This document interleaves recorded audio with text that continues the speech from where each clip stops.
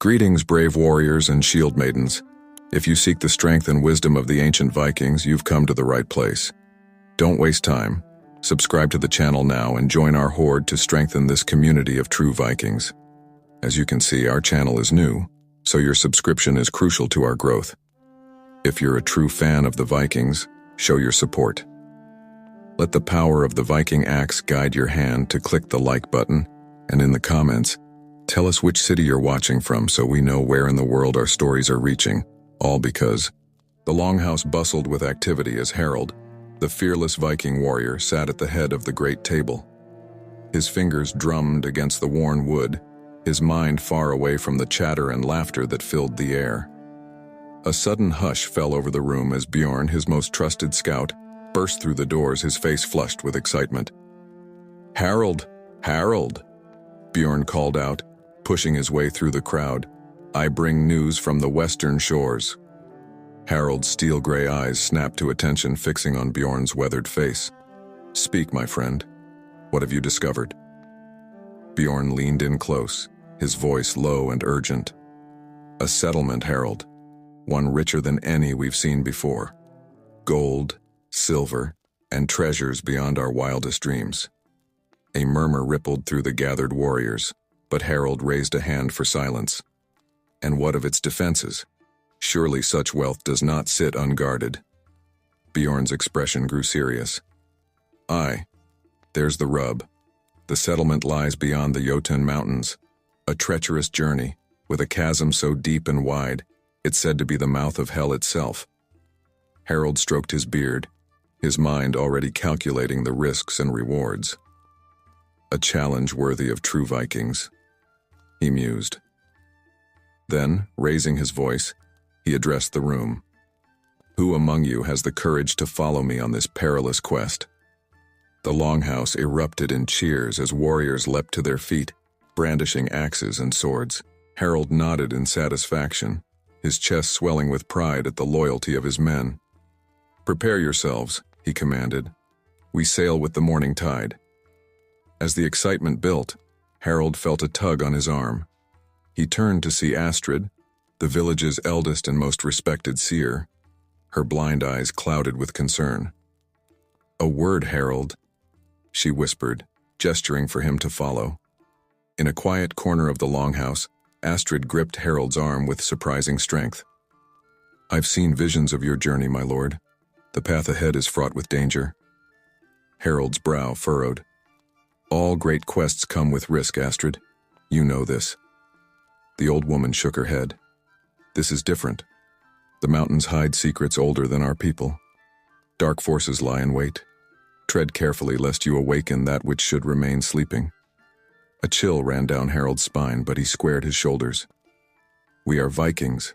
We do not shy away from danger or the unknown." Astrid sighed, her unseeing eyes seeming to peer into Harold's very soul. "Then take this," she said, pressing a small, rune-carved stone into his hand. "May it guide you when all other paths are lost." Harold closed his fingers around the stone, feeling its warmth pulse against his skin. "Thank you, wise one. I will heed your words." As he turned to rejoin his men, Harold found his path blocked by Sigrid, his wife. Her blue eyes, usually so full of warmth, now blazed with a mix of fury and fear. "So you mean to leave us again?" she said, her voice tight with emotion. Harold reached for her hand, but she pulled away. "Sigrid, my love, you know this is the way of our people. The raid will bring wealth and security to our village." Sigrid's laugh was bitter. "And what good is wealth if you're not here to share it? What of security for your own family?" Confusion clouded Harold's features. "What do you mean?" Tears welled in Sigrid's eyes as she took Harold's hand and pressed it to her belly. "I'm with child, Harold. Your child. Would you leave us now when we need you most?" The world seemed to stop for Harold. Joy, fear, and uncertainty warred within him as he processed this news. A child. His child. The continuation of his line. A new generation to carry on his legacy. "Sigrid," he breathed, pulling her close. "This is incredible news. But don't you see? This is why I must go. For our child's future. Sigrid pushed away from him, her face a mask of disbelief. You would risk orphaning your child before it's even born? For what? More gold? More glory? Harold's voice softened. For a better world. One where our child can grow up safe and prosperous. I swear to you, Sigrid, I will return. Don't make promises you can't keep, Sigrid whispered, turning away. Just know that if you leave now, you may return to find things changed beyond repair. As Sigrid disappeared into the crowd, Harold felt the weight of leadership settle heavily on his shoulders. The excitement of the upcoming raid now mingled with a deep, gnawing worry. He made his way back to the great table, where his most trusted warriors awaited his command. Bjorn, ever observant, noticed the change in his leader's demeanor. Is all well, Harold? He asked quietly. Harold forced a smile. All is as it should be, old friend. We have a raid to prepare for. As the night wore on and plans were made, Harold found his mind constantly returning to Sigrid's words and the child growing within her. The call of adventure tugged at his heart, but so too did the bonds of family and responsibility. Dawn broke over the village, painting the sky in hues of pink and gold. Harold stood at the prow of his longship, watching as his men made final preparations. The weight of the rune stone in his pocket seemed to grow heavier with each passing moment. Sigrid stood on the shore, her arms wrapped protectively around her middle. Their eyes met across the water, 1,000 unspoken words passing between them. With a heavy heart, Harold raised his hand in farewell. Set sail, he commanded, his voice carrying over the crash of waves. As the longship pulled away from the shore, Harold felt the familiar thrill of adventure course through his veins. Yet, for the first time, it was tempered by a new emotion, a yearning for home and the family he was leaving behind. The village grew smaller on the horizon, and Harold turned his gaze to the open sea. Whatever challenges lay ahead, he would face them with courage and determination. For his men, for his people, for the child he had yet to meet. The greatest adventure of Harold's life had only just begun. The salty spray of the sea whipped across Harold's face as he stood at the helm of his longship, the lead vessel in a fleet of 5. The journey had begun with fair winds and calm seas, but as they ventured further from familiar waters, the mood of the ocean turned treacherous. Dark clouds roiled overhead and the wind howled with increasing ferocity. Harold's knuckles turned white as he gripped the ship's steering oar, his eyes narrowed against the stinging rain. Bjorn, he bellowed over the tempest. Secure those lines, we can't lose the sail now. His trusted friend scrambled across the deck, barking orders to the crew as they fought to keep the ship under control. The other vessels in their small fleet were barely visible through the sheets of rain, their outlines appearing and disappearing like phantoms in the mist. A massive wave crashed over the bow, nearly sweeping 2 men overboard. Harold's heart raced as he watched them cling desperately to the gunwales. Hold fast, men, he shouted, his voice barely audible above the storm's fury. We are Vikings. We do not yield to Rand's embrace so easily. As if in response to his defiance, a fork of lightning split the sky, illuminating the chaos around them. In that brief electric moment, Harold caught sight of a monstrous wave bearing down on them. Brace yourselves, he roared, throwing his weight against the steering oar. The ship tilted at a sickening angle as it climbed the face of the wave. For a heart-stopping moment, Harold feared they would capsize. But then, with a mighty groan of timber, the longship crested the wave and plunged down the other side. Hours passed in a blur of wind, rain, and desperate struggle. Finally, as dawn broke, the storm began to subside. Exhausted but triumphant, Harold surveyed his battered fleet. Miraculously, all 5 ships had weathered the tempest. Bjorn approached, his beard still dripping with seawater. By the gods, Harold, I've never seen such a storm. Surely this is an omen. Harold clasped his friend's shoulder. Aye, an omen of our strength and the rightness of our cause. The gods test us, Bjorn, and we have proven worthy. As the day wore on and repairs were made, a cry went up from the watchman. Sails on the horizon. Harold snatched up his spyglass, focusing on the approaching vessels. His blood ran cold as he recognized the markings. "Hrothgar's raiders," he spat. "Prepare for battle." The crew sprang into action, readying weapons and shields. Harold's mind raced, knowing their ships were in no condition for a prolonged fight. As Hrothgar's fleet drew near, Harold made a daring decision. "Hard to starboard," he commanded. "We'll use the current to outmaneuver them." The Vikings executed a series of complex maneuvers, using their superior knowledge of the sea to dance around Hrothgar's larger, slower vessels. Arrows flew and insults were hurled, but Harold's quick thinking allowed them to slip past the enemy raiders with minimal damage. "You fight like old women," Hrothgar's voice carried across the waves. "Run, Harold, run and hide." Harold bit back a retort, knowing that discretion was the better part of valor in this instance. They had a greater prize to seek, and he wouldn't risk it all for pride. Days later, as the coastline of their destination came into view, a palpable sense of relief swept through the fleet. They had survived storm and rival alike, but Harold knew the greatest challenges still lay ahead. As they made landfall and began to unload supplies, Harold gathered his men. "The sea was but the first test," he declared. "Now we face the unknown perils of this foreign land. Stay alert and stay together." The Vikings began their trek inland, hacking through dense primeval forests unlike anything they had seen before. Strange bird calls echoed through the canopy, and unfamiliar tracks marked the forest floor. "Keep your axes ready," Bjorn warned. "There's no telling what beasts lurk in these woods." As if summoned by his words, a monstrous bear burst from the underbrush, roaring its challenge. The Vikings formed a defensive circle, shields locked as Harold stepped forward to face the beast. Man and animal circled each other, neither willing to make the first move. Then, with a speed that belied his size, Harold feinted left and struck right, his axe biting deep into the bear's shoulder.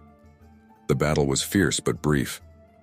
In the end, Harold stood victorious over the fallen beast, his men cheering their leader's prowess. "We'll feast well tonight," he grinned, wiping blood from his blade. As they made camp that evening, roasting bear meat over crackling fires, an eerie mist began to creep through the trees. The Vikings grew uneasy, hands straying to weapon hilts as shadows seemed to move of their own accord. From the mist emerged a figure, an old man, bent with age, but with eyes that sparkled with hidden vitality. He leaned heavily on a gnarled staff as he approached the camp. "Hail, warriors from across the sea," the old man called out. "I am Fenwick, a humble traveler in these parts." Harold stepped forward, hand resting casually on the hilt of his sword. "Well met, Fenwick. What brings you to our fire on such a night?" The old man's laugh was like dry leaves rustling. "Why, the same thing that brings all men to journey, the promise of adventure and reward. I couldn't help but overhear your plans to cross the mountains. A perilous journey, to be sure." Bjorn scowled. "And how would you know of our plans, old man?" Fenwick tapped the side of his nose knowingly. "The forest has ears, my friend, and I have long learned to listen. But perhaps it is fortunate that our paths have crossed. I know these mountains well. Every pass, every cave, every treacherous cliff." Harold's eyes narrowed. "You offer to guide us?" "For a price, of course." Fenwick nodded. "Gold equal to the weight of my staff. A fair trade for safe passage, wouldn't you agree?" The Vikings murmured among themselves, suspicion warring with the need for local knowledge. Harold studied the old man carefully, weighing the risks. Finally, he spoke. "And if we refuse your offer?" Fenwick shrugged. "Then you are free to make your own way, but the mountains are unforgiving to those who do not know their secrets. Many have entered, few have returned." Harold felt the weight of his men's eyes upon him, waiting for his decision. The runestone in his pocket seemed to pulse, a reminder of Astrid's warning about the dangers that lay ahead. With a heavy sigh, Harold extended his hand. "Very well, Fenwick. We accept your offer. But know this. If you lead us false, No god in heaven or hell will protect you from my wrath." The old man's grip was surprisingly strong as he shook Harold's hand. A bargain struck then. Rest well, warriors. Tomorrow we begin our ascent into the realm of giants and legends. As Fenwick settled by the fire and the Vikings prepared for sleep, Harold couldn't shake a feeling of unease. He had committed them to this path for better or worse. What secrets did the old man hold, and what hidden agenda might lie behind those twinkling eyes? Harold gazed up at the looming mountains, their peaks lost in swirling clouds. Whatever challenges awaited them, he knew that the real test of their mettle was only just beginning. With a silent prayer to Odin for wisdom and strength, he closed his eyes, ready to face whatever the dawn might bring. The first rays of dawn painted the sky in hues of pink and gold, as Harold and his Vikings began their ascent into the looming mountains. Fenwick, their enigmatic guide, led the way, his gnarled staff tapping a steady rhythm against the rocky path. "Keep close," Harold called back to his men. "These mountains have no love for the unprepared." As they climbed higher, the air grew thin and bitter cold. Swirling mists obscured the path ahead, and treacherous ice coated the narrow ledges they traversed. More than once, a Viking's foot slipped, saved only by the quick reflexes of his comrades. Bjorn, trudging alongside Harold, muttered under his breath, "I mislike this, Harold. The old man leads us on a fool's errand." Harold's eyes never left Fenwick's back as he replied, "Perhaps. But for now, he's our best hope of crossing these accursed mountains. Stay alert, my friend." As the day wore on, the weather worsened. Howling winds whipped snow and ice into a frenzy, stinging exposed skin and making every step a battle. The Vikings huddled together, using their shields as makeshift windbreaks. Suddenly, Fenwick halted, raising his staff. "Beware!" he shouted over the gale. "The path ahead is treacherous. We must move quickly and quietly." No sooner had the words left his lips than a low rumble echoed through the mountains. Harold's eyes widened as he realized the danger. "Avalanche!" he roared. "Run!" The Vikings scrambled for safety as a wall of snow and rock cascaded down the mountainside. Harold pushed his men ahead, ensuring their escape. But as he turned to follow, the ground beneath his feet gave way. Time seemed to slow as Harold fell, the world around him a blur of white. He caught a glimpse of Bjorn's horrified face before the avalanche engulfed him, carrying him down the mountain in a tumult of snow and stone.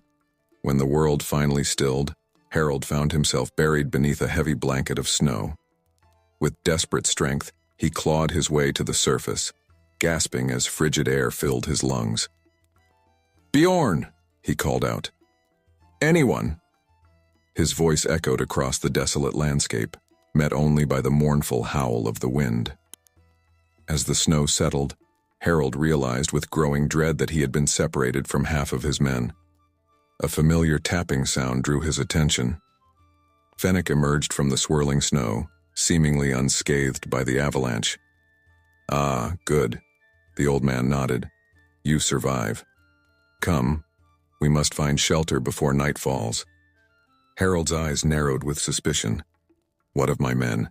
We must search for survivors." Fenwick shook his head. "No time. The mountain is angry today. More slides will come. I know of a safe place, but we must hurry." Reluctantly, Harold followed the guide, his mind racing with questions and doubts. As they trudged through the snow, Fenwick began to speak, his voice carrying an odd note of excitement.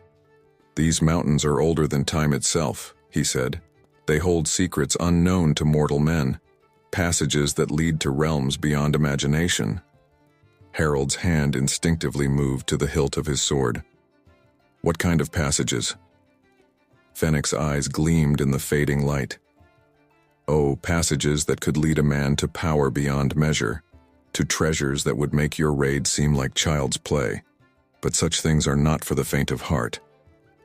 Before Harold could press further, a war cry split the air. Figures emerged from the snow, clad in furs and brandishing crude but effective weapons. "Mountain folk," Fenwick hissed. territorial and not fond of outsiders. Harold raised his hand slowly, showing he meant no harm. A tall, broad-shouldered man who seemed to be the leader of the mountain tribe stepped forward, his face painted with intricate blue designs. "Who dares trespass on the sacred slopes of the Sky Fathers?" the leader demanded, in a heavily accented voice. Harold met the man's gaze steadily. "I am Harold, a warrior from across the sea. We seek only safe passage through your mountains." The tribal leader spat on the ground. "Lowlanders are not welcome here. The mountains demand blood for your trespass." Fennec stepped forward, his demeanor suddenly changed. He spoke to the tribal leader in a language Harold didn't understand, gesturing animatedly. The mountain folk listened intently, their expressions shifting from hostility to curiosity. Finally, the leader turned back to Harold. "The Old One says you are a great warrior, chosen by the gods. Prove your worth, and we may yet grant you passage." Harold nodded solemnly. "Name your challenge." A circle was quickly formed in the snow. The tribal leader pointed to a massive warrior among his people. "Defeat Korg in unarmed combat. If you win, you may pass. If you lose, your blood will appease the mountain spirits." As Harold stepped into the circle, he could feel the weight of many eyes upon him. This was more than just a test of strength. It was a chance to gain valuable allies in this harsh, unforgiving land. Korg charged like an enraged bear, but Harold was ready. Using the larger man's momentum against him, Harold sidestepped and sent Korg tumbling into the snow. The battle that followed was fierce and evenly matched. Both men landed punishing blows, their grunts of effort echoing off the mountainsides. As the fight wore on, Harold realized that brute strength alone would not win the day. He needed to outsmart his opponent. Remembering an old wrestling trick from his youth, Harold allowed Korg to grab him in a bear hug. Then, using all his remaining strength, he shifted his weight and flipped Korg over his hip, slamming the mountain warrior onto his back. Before Korg could recover, Harold pinned him, one arm pressed against the man's throat. "Yield," Harold growled. For a tense moment, silence reigned. Then, unexpectedly, Korg began to laugh. "A worthy opponent," he boomed. "The lowlander fights with the spirit of the mountain." The tribal leader stepped forward, a newfound respect in his eyes. "You have proven your worth, Herald of the Sea. Few can best Korg in combat." Harold helped Korg to his feet, the two warriors exchanging nods of mutual respect. "We seek no quarrel with your people," Harold said. "Only safe passage and, if you're willing, guidance through these treacherous peaks." The leader stroked his beard thoughtfully. "Perhaps the Old One spoke true. Perhaps you are indeed chosen by the gods." He extended his hand. "I am Thorgar, chief of the Sky Clan. Come, share our fire and tell us of your journey. We will discuss how we might aid one another." As Harold followed Thorgar to the tribal encampment, he caught sight of Fennec watching from the shadows, a cryptic smile playing on the old man's lips. The guide's earlier words about secret passages and untold power echoed in Harold's mind, mixing with Astrid's warnings of dark forces. The Viking leader knew that while he had overcome one challenge, many more lay ahead. The mountain's true test was yet to come, and Harold couldn't shake the feeling that Fennec's role in their journey was far more complex than that of a simple guide. As the Sky Clan welcomed them with wary hospitality, Harold resolved to keep his wits about him. He had a raid to complete, men to reunite with, and a family waiting for his return. Whatever secrets these ancient mountains held, whatever agenda Fennec might be hiding, Harold was determined to see his quest through to the end. The reunited Viking party trudged through the thinning mountain air, their breaths coming in ragged gasps. Harold led the way, his eyes constantly scanning the mist-shrouded path ahead. Bjorn walked beside him, still nursing wounds from the avalanche that had separated them days earlier. "I still can't believe we found each other," Bjorn muttered, his voice hoarse from the cold. "It's as if the gods themselves guided us back together." Harold nodded grimly. "Aye, but I fear the gods have more trials in store for us yet." As if in answer to his words, the mist suddenly parted. revealing a sight that made even the hardened Vikings gasp in awe and terror. Before them yawned a chasm so wide and deep that its bottom was lost in swirling clouds far below.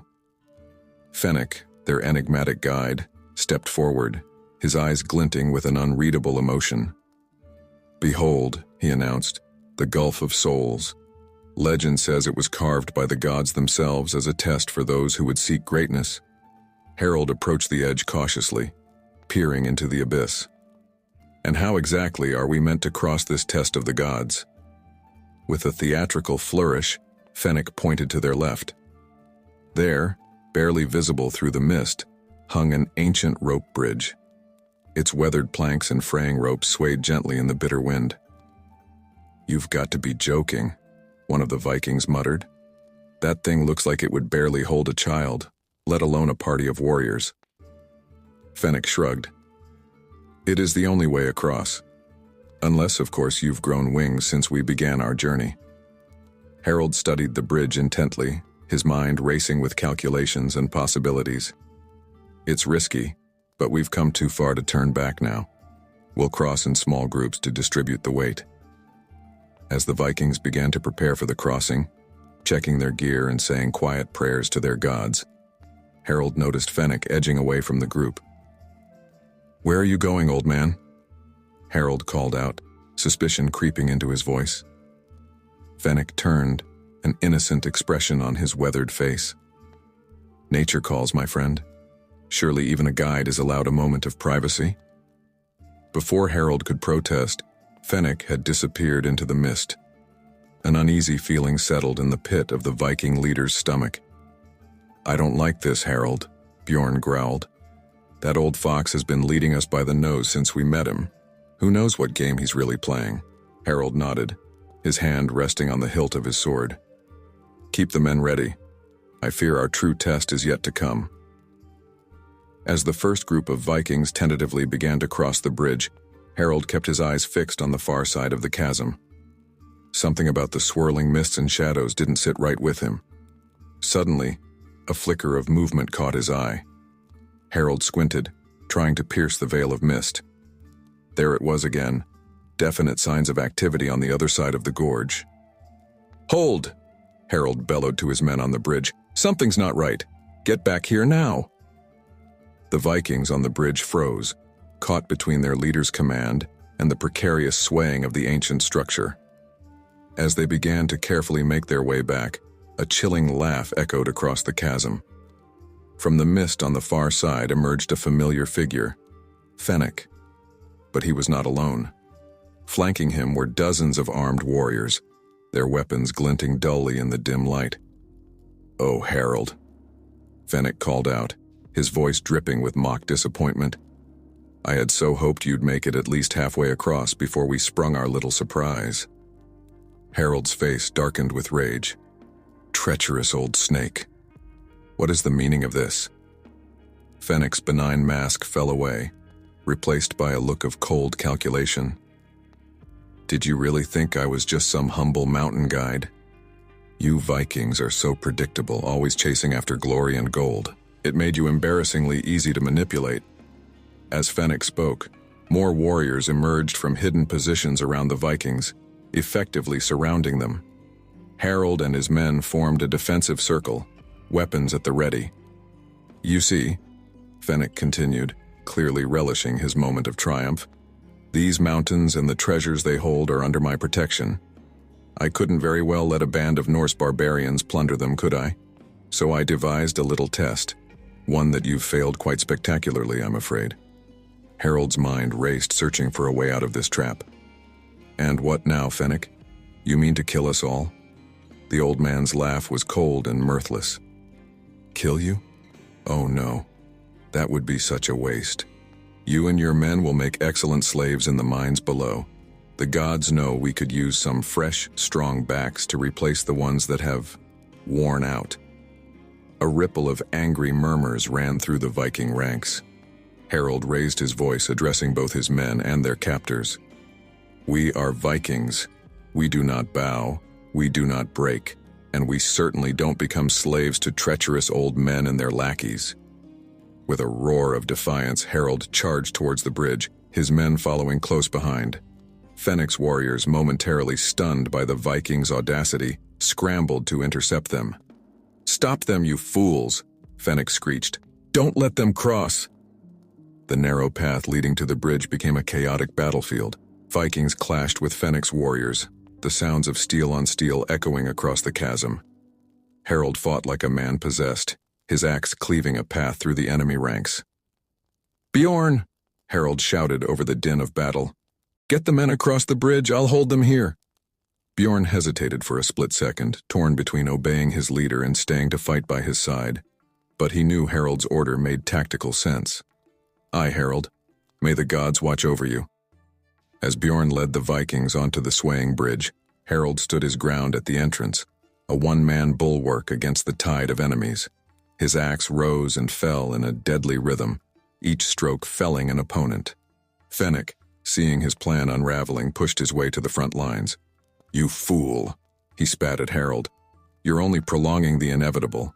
Even if your men make it across, they'll be cut down on the other side." Harold grinned fiercely, blood streaming from a cut above his eye. "Perhaps, but they'll die as free men, not slaves. Can you say the same of your warriors, old man?" With a snarl of rage, Fenix raised his staff, which began to glow with an unearthly light. "Enough of this farce. I'll deal with you myself, Viking." As Fenix prepared to unleash whatever arcane power he commanded, a thunderous crack split the air. All eyes turned to the bridge, where the ancient ropes had begun to fray under the weight of the crossing Vikings. "Harold," Bjorn's voice carried across the chasm. "The bridge is failing. We can't hold it much longer." Time seemed to slow for Harold as he assessed his options. With a silent prayer to Odin, he made his decision. In one fluid motion, he dodged Fenix's magical attack, scooped up a fallen enemy's sword, and hurled it with all his might at the bridge's remaining support ropes. The sword sliced through the weathered fibers like a hot knife through butter. With a groan of protest, the bridge began to collapse, taking with it the remaining Vikings and several of Fenix's warriors who had pursued them onto the rickety structure. "No!" Fenix howled, realizing too late Harold's desperate gambit. As the bridge fell away, Harold caught a last glimpse of Bjorn's face, a mix of shock, understanding, and grim determination. Then his view was obscured by a surging mass of enemies, all thoughts of slavery forgotten in their desire for vengeance. Harold raised his axe one final time, a battle cry on his lips. He might die here, far from home and the family he loved, but he would do so ensuring his men had a fighting chance. As he prepared to meet his fate, Harold couldn't help but wonder, had he made the right choice? And what challenges awaited those of his crew who had made it across the Gulf of Souls?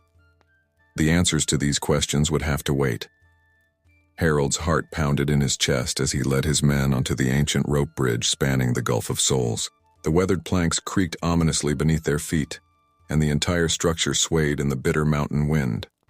Behind them, Fenix warriors were regrouping, their angry shouts carried on the wind. "Quickly, men!" Harold called out, his voice steady despite the fear gnawing at his insides. "We cross in groups of 3. Move swiftly but carefully."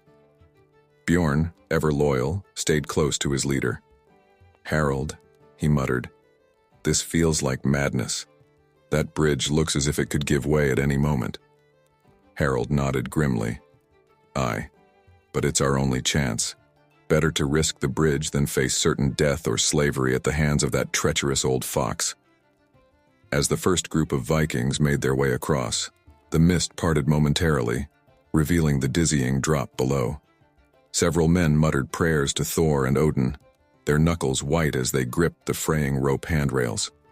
Suddenly, a shout from behind made Harold spin around. To his horror, he saw Fenix's men had reached the near side of the bridge. Worse still, they were hacking at the support ropes with their blades. "They're cutting the ropes," Harold roared. "Move, you dogs. Move as if hell herself were at your heels."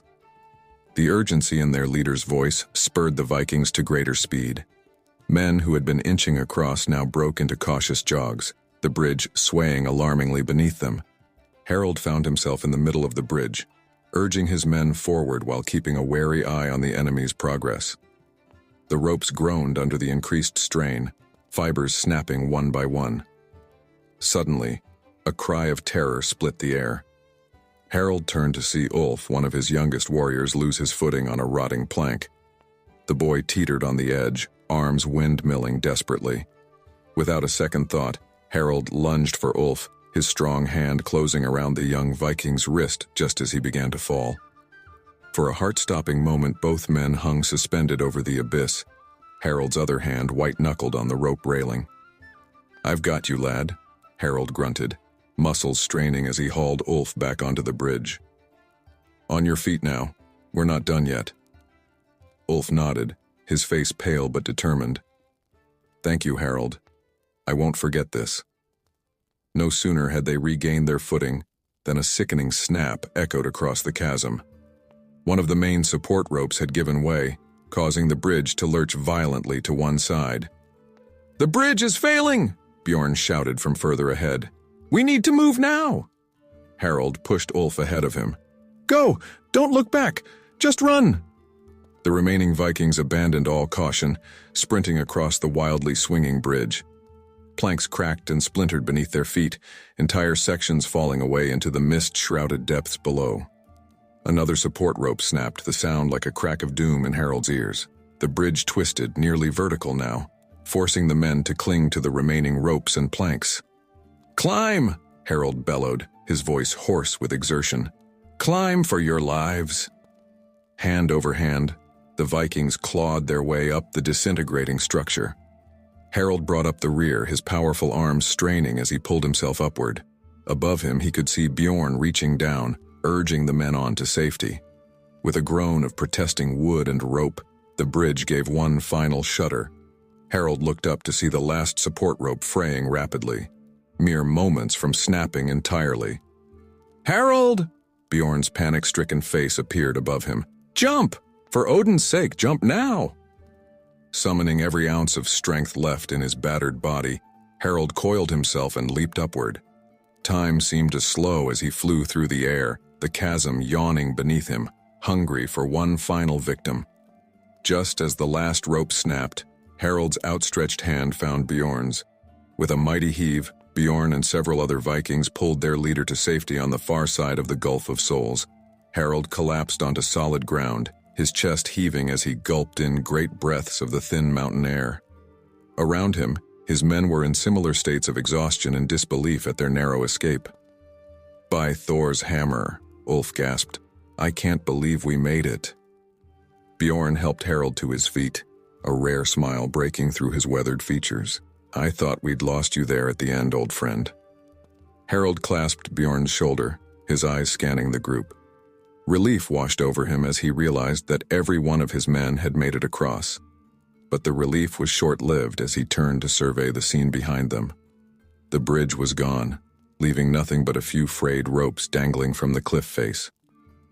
On the far side, Fennek and his warriors raged impotently, their prize snatched from their grasp at the last moment. "You haven't won anything, Harold," Fennek's voice carried faintly across the chasm. "You've only delayed the inevitable. These mountains will be your tomb." Harold allowed himself a grim smile. "Perhaps," he called back, "but we'll face whatever comes as free men, not slaves." Turning to his men, Harold's voice took on a tone of quiet determination. "We've survived the avalanche, outsmarted a treacherous guide, and crossed the Gulf of Souls itself. Whatever challenges lie ahead, we'll face them together." A ragged cheer went up from the Vikings, their spirits bolstered by their leader's words and their incredible escape. As the adrenaline of their crossing began to fade, the realities of their situation set in. They were stranded on an unknown mountain, their supplies left behind, with no clear path forward and no way back. Bjorn voiced the thought on everyone's mind. "What now, Harold? We're alive, but for how long in this frozen wasteland?" Harold gazed into the mist-shrouded peaks looming before them. Somewhere beyond those snow-capped giants lay their goal, the fabled treasure that had lured them on this perilous quest. But at what cost? And was it truly worth the lives of his men? For a moment, doubt clouded Harold's mind. Had he led his loyal warriors to their doom? Was Fennec right? Would these mountains be their tomb? Pushing aside his fears, Harold straightened his back and addressed his men. Now, we do what Vikings have always done. We push forward. We adapt. We survive. Our goal lies somewhere beyond these peaks, and by Odin, we will reach it or die trying. A chorus of agreement rose from the battered but unbroken band of warriors. As one, they turned their backs on the Gulf of Souls and began the arduous climb into the unknown heights beyond. As they marched, Harold couldn't shake the feeling that their greatest challenges still lay ahead. The bridge crossing had been harrowing, but it was likely just a taste of the trials to come. Whatever fate awaited them in these cursed mountains, Harold swore to himself that he would see his men through it, or perish in the attempt. With each step taking them further into uncharted territory, the Vikings steeled themselves for whatever perils lay hidden in the swirling mists ahead. The real test of their courage, strength, and loyalty was only just beginning. The clash of steel on steel echoed across the chasm as Harold fought with all his might against the onslaught of enemies. His axe sang a deadly song, each swing felling another of Fennec's warriors. But for every foe that fell, 2 more seemed to take their place. "Hold the line," Harold roared, his voice carrying over the din of battle. "We die here as free men or not at all." Bjorn, separated from his leader by the collapsing bridge, watched in helpless fury from the far side of the Gulf of Souls. "We need to find a way across," he bellowed to the Vikings around him. "Harold can't hold them off forever." The men scrambled along the cliff edge, searching desperately for any alternative path. But the chasm yawned wide and deep, offering no easy crossing. Back at the bridge's remnants, Harold found himself slowly being pushed back towards the precipice. His arms burned with fatigue, each parry and strike requiring more effort than the last. Yet he fought on, his fierce determination keeping exhaustion at bay. Suddenly, the press of enemies parted, and Fennec stepped forward. Gone was the benign mask of the humble mountain guide. In its place was a visage of cruel power, his eyes glowing with an unnatural light. "Enough of this farce," Fennec snarled, his voice resonating with otherworldly energy. "You've proven yourself a worthy adversary, Harold, but your time has come to an end." With a gesture, Fennec's staff began to pulse with dark energy. The air around him shimmered and distorted, as if reality itself was bending to his will. "By the gods," one of Harold's men gasped. "He's no mere guide, he's a sorcerer." Harold gripped his axe tighter, a grim smile playing on his lips. "Aye, and a coward who hides behind magic tricks. Face me like a man, Fennec, if you've the courage." Fennec's laughter was cold and mirthless. "Oh, you simple, brutish creature. You have no idea of the powers you're dealing with." With a wave of his staff, tendrils of dark energy lashed out, knocking Harold's remaining men off their feet. Harold stood alone now, the last bulwark between Fennec's sorcery and his comrades struggling to find a crossing. He raised his axe in defiance, even as doubt began to creep into his heart. How could he hope to defeat an enemy who commanded such fell powers? As if in answer to his unspoken question, the world around Harold seemed to shimmer and fade. The sounds of battle receded, replaced by an otherworldly silence. And there, standing before him as real as the day he'd left her, was Astrid, his beloved wife. "Astrid?" Harold whispered, his voice choked with emotion. How is this possible?" Astrid's smile was radiant, filled with love and pride. "My brave Harold," she said, her voice carrying on a phantom wind. "You have come so far, endured so much, but your greatest test lies before you." "I don't know if I have the strength," Harold admitted, his usual confidence wavering. "This enemy, he wields powers beyond my understanding." Astrid reached out, her hand seemingly solid as it cupped Harold's cheek. "You have a strength that no sorcery can match, my love. It lies not in your arm or your axe, but in your heart. Remember who you are, why you fight. Let that be your shield and your weapon." With those words, Astrid's image began to fade. Harold reached out, desperate to hold on to this moment, but his hands grasped only air. As quickly as it had come, the vision vanished, leaving Harold once more on the battlefield. The night air crackled with an otherworldly energy as Harold and his Viking warriors stood shoulder to shoulder with the valley settlers. For days now, they had been fighting off increasingly violent supernatural attacks, each one more terrifying than the last. "Hold the line," Harold bellowed, his voice carrying over the chaos of battle. Shadowy figures with glowing red eyes clawed at their makeshift barricades, their unearthly shrieks sending chills down even the bravest warrior's spine. Bjorn, his face streaked with blood and soot, swung his axe in a wide arc, cleaving through 3 of the spectral beings. "By Odin's beard, Harold, what manner of hell have we stumbled into?" Harold had no answer. Since discovering the mysterious artifact in the abandoned temple, strange occurrences had plagued them. At first, it was merely unsettling noises in the night and unexplained cold spots. But now, they faced an all-out assault from forces beyond their understanding. As the battle raged on, Harold felt the artifact pulse against his chest where he kept it hidden. A searing pain shot through his head, and suddenly, the world around him fell away. He found himself standing in a vast dark chamber. Before him loomed a monstrous figure, bound in chains of glowing energy. Its form shifted constantly, a writhing mass of shadows and flame. When it spoke, its voice was like the grinding of mountains. "Freedom, at last," it rasped. "The seal weakens. Soon I shall walk the world once more, and all shall tremble before me." The vision shifted, and Harold saw scenes of devastation. Entire cities laid waste, the sky choked with ash and hordes of demonic creatures swarming across the land. As quickly as it had come, the vision faded. Harold stumbled, nearly dropping his sword. Ulf, the young warrior he had saved on the bridge, steadied him. "Harold, are you all right?" Ulf's voice was filled with concern.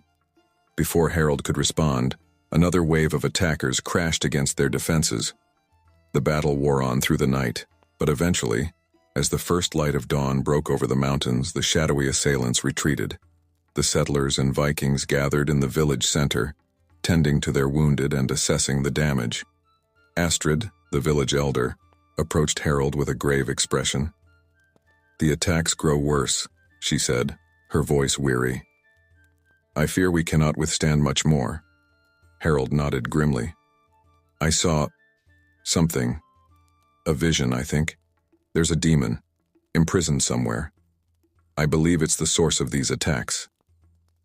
A hush fell over the gathered crowd. Astrid's eyes widened. "The ancient evil," she whispered. "The legends speak of a demon imprisoned by our ancestors, but the seal was supposed to last for eternity." Before Harold could respond, pain lanced through his head once more. This time, when the world refocused, he saw a sight that made his blood run cold. There, standing before him, was Ingrid, his wife. Her face was etched with worry and fear. "Harold," she said, her voice echoing as if from a great distance. "You must return home. A great danger approaches our village. Without you, we are defenseless. Please, Harold, we need you." "Ingrid!" Harold cried out, reaching for her. But his hand passed through her form like smoke, and she faded away. Harold fell to his knees, his mind reeling. The choice that now lay before him seemed impossible. Stay and help these people fight an ancient evil, or return home to protect his family and village. As he grappled with this dilemma, a soft glow began to emanate from the nearby woods.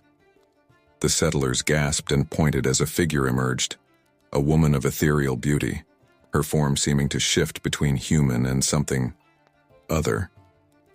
"I am the guardian spirit of this valley," she announced, her voice like the whisper of wind through leaves.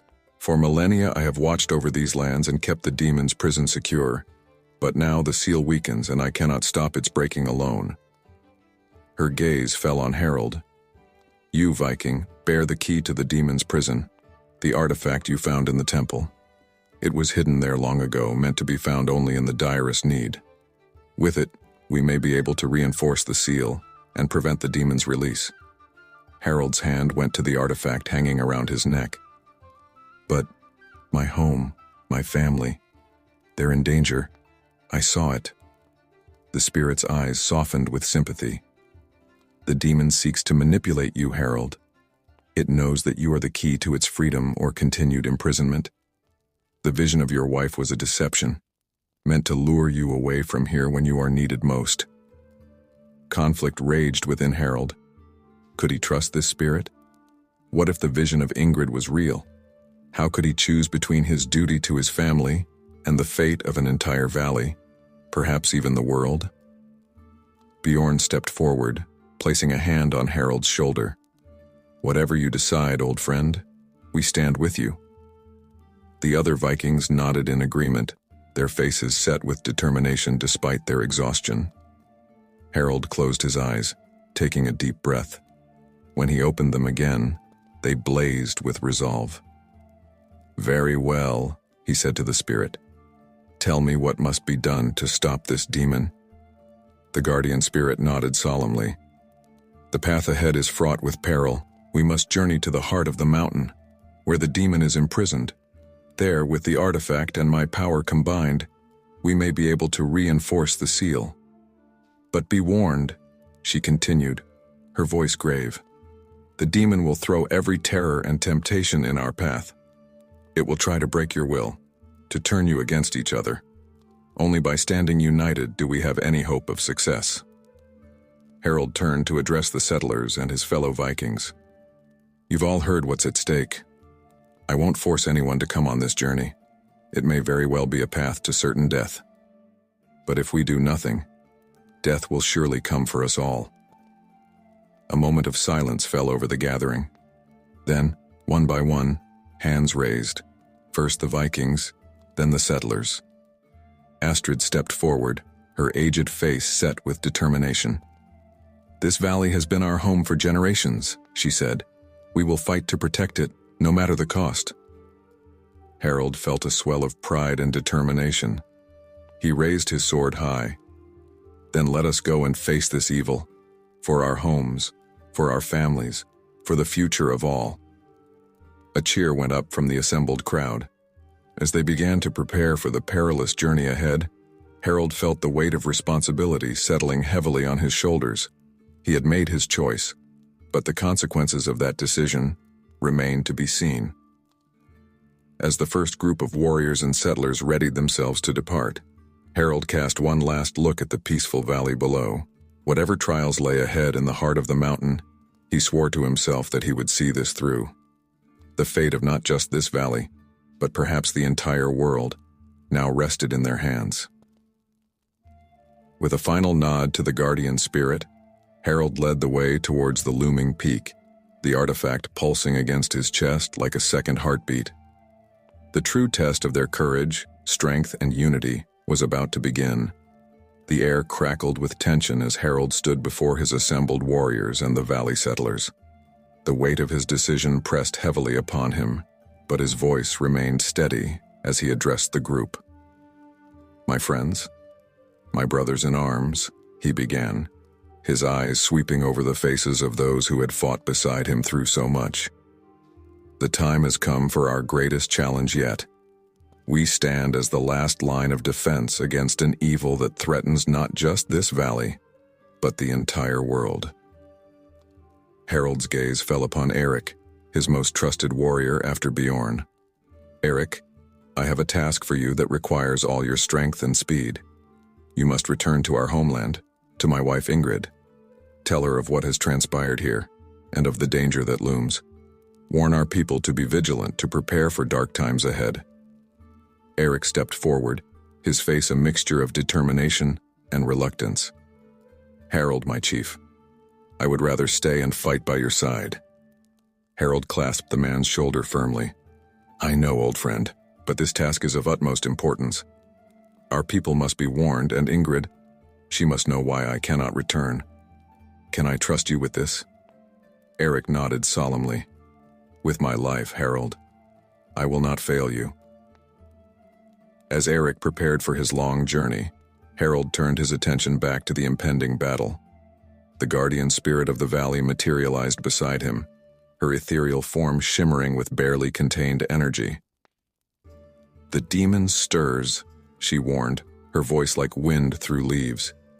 "Its prison weakens with each passing moment. We must act now." No sooner had the words left her lips than the ground began to tremble.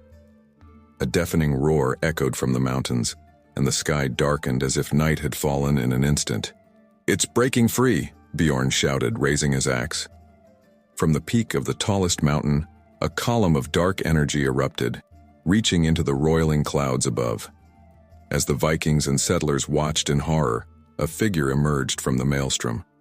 The defeated sorcerer Fennek, his body twisted and warped by the demon's possession. When he spoke, it was with a voice that seemed to come from the depths of hell itself. "Fools! You thought to imprison me for eternity. Now witness the futility of your resistance." With a gesture from Fennek's gnarled hand, the earth split open.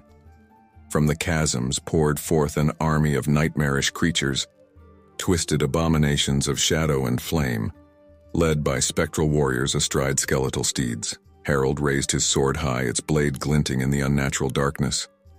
"Stand fast," he roared to his forces. "We are the last hope for this world. Fight not just for yourselves, but for all who would fall, should we fail here today." The Vikings let out a thunderous battle cry taken up by the settlers who stood with them. As one, they charged to meet the oncoming horde of darkness. The clash of steel on otherworldly bone and flesh filled the air. Harold found himself in the thick of the melee, his sword a blur as he cut down demon after demon. Beside him, Bjorn's axe sang its deadly song, while the settlers fought with a ferocity born of defending their homes and loved ones. Through the chaos of battle, Harold caught glimpses of the possessed Fennek. The sorcerer-turned demon vessel hovered above the fray, hurling bolts of dark energy that left smoking craters in the earth. "We need to reach him," Harold shouted to the guardian spirit, who was using her own powers to hold back waves of shadowy creatures. "How can we stop him?" The spirit's voice echoed in Harold's mind. "The artifact. Its true purpose is revealed in this darkest hour. It is not just a key, but a weapon forged to combat this very evil." Harold's hand flew to the artifact hanging around his neck. As his fingers touched its surface, he felt a surge of power course through him. Suddenly he knew what he had to do. "Cover me," he yelled to Bjorn and the others near him. "I'm going for Fennek." Fighting his way through the demon army, Harold made for a rocky outcropping that would bring him closer to the hovering sorcerer. Demons fell before his empowered blade, which now glowed with an inner light that seared the dark creatures. As Harold reached the top of the outcropping, he found himself face to face with the possessed Fennek. The sorcerer's eyes, now burning pits of hellfire, fixed upon him.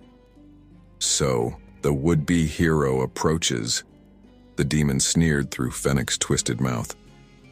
"Do you truly think you can stand against me, mortal?" Harold stood his ground, the artifact pulsing with energy against his chest. "I don't stand alone," he replied, his voice steady. "I carry the hopes and strength of all those who fight below, and the power of those who imprisoned you long ago." With a roar of defiance, Harold leapt at Fennek, the artifact held before him like a shield. The demon shrieked, a sound of both rage and fear. As they collided, a blinding light erupted from the artifact.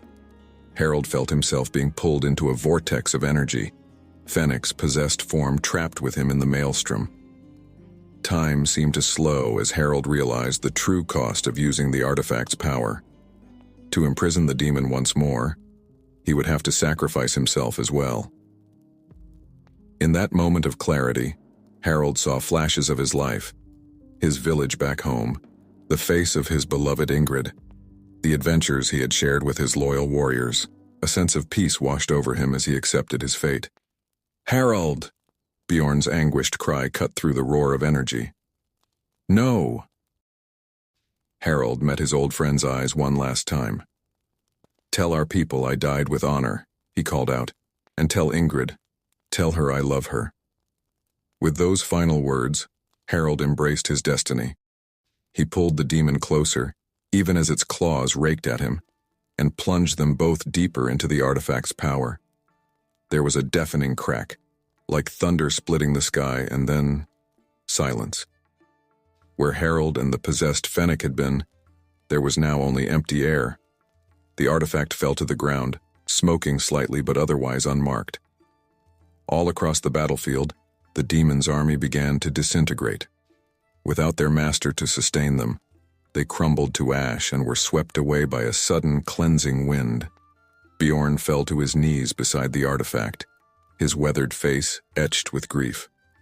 The other Vikings and settlers gathered around, their victory hollowed by the loss of their leader. The guardian spirit materialized once more, her form seeming more solid now that the demon's influence had been banished. She bent and gently picked up the artifact. "Harold's sacrifice has saved us all," she said, her voice filled with both sorrow and reverence. "He and the demon are now imprisoned within the artifact, locked in eternal battle. So long as the artifact remains intact, the world is safe from this evil." Bjorn stood slowly, taking the artifact from the spirit with trembling hands. "Then we shall guard it with our lives," he vowed, "for Harold, and for all he fought to protect."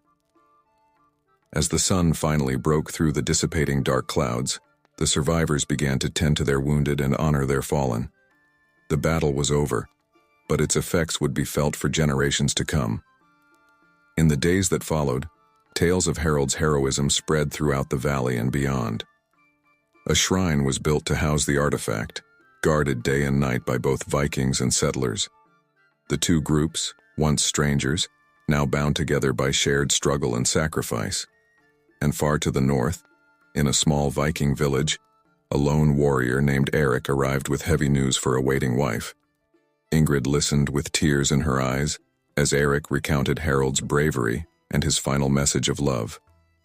Though Harold was gone, his legacy lived on.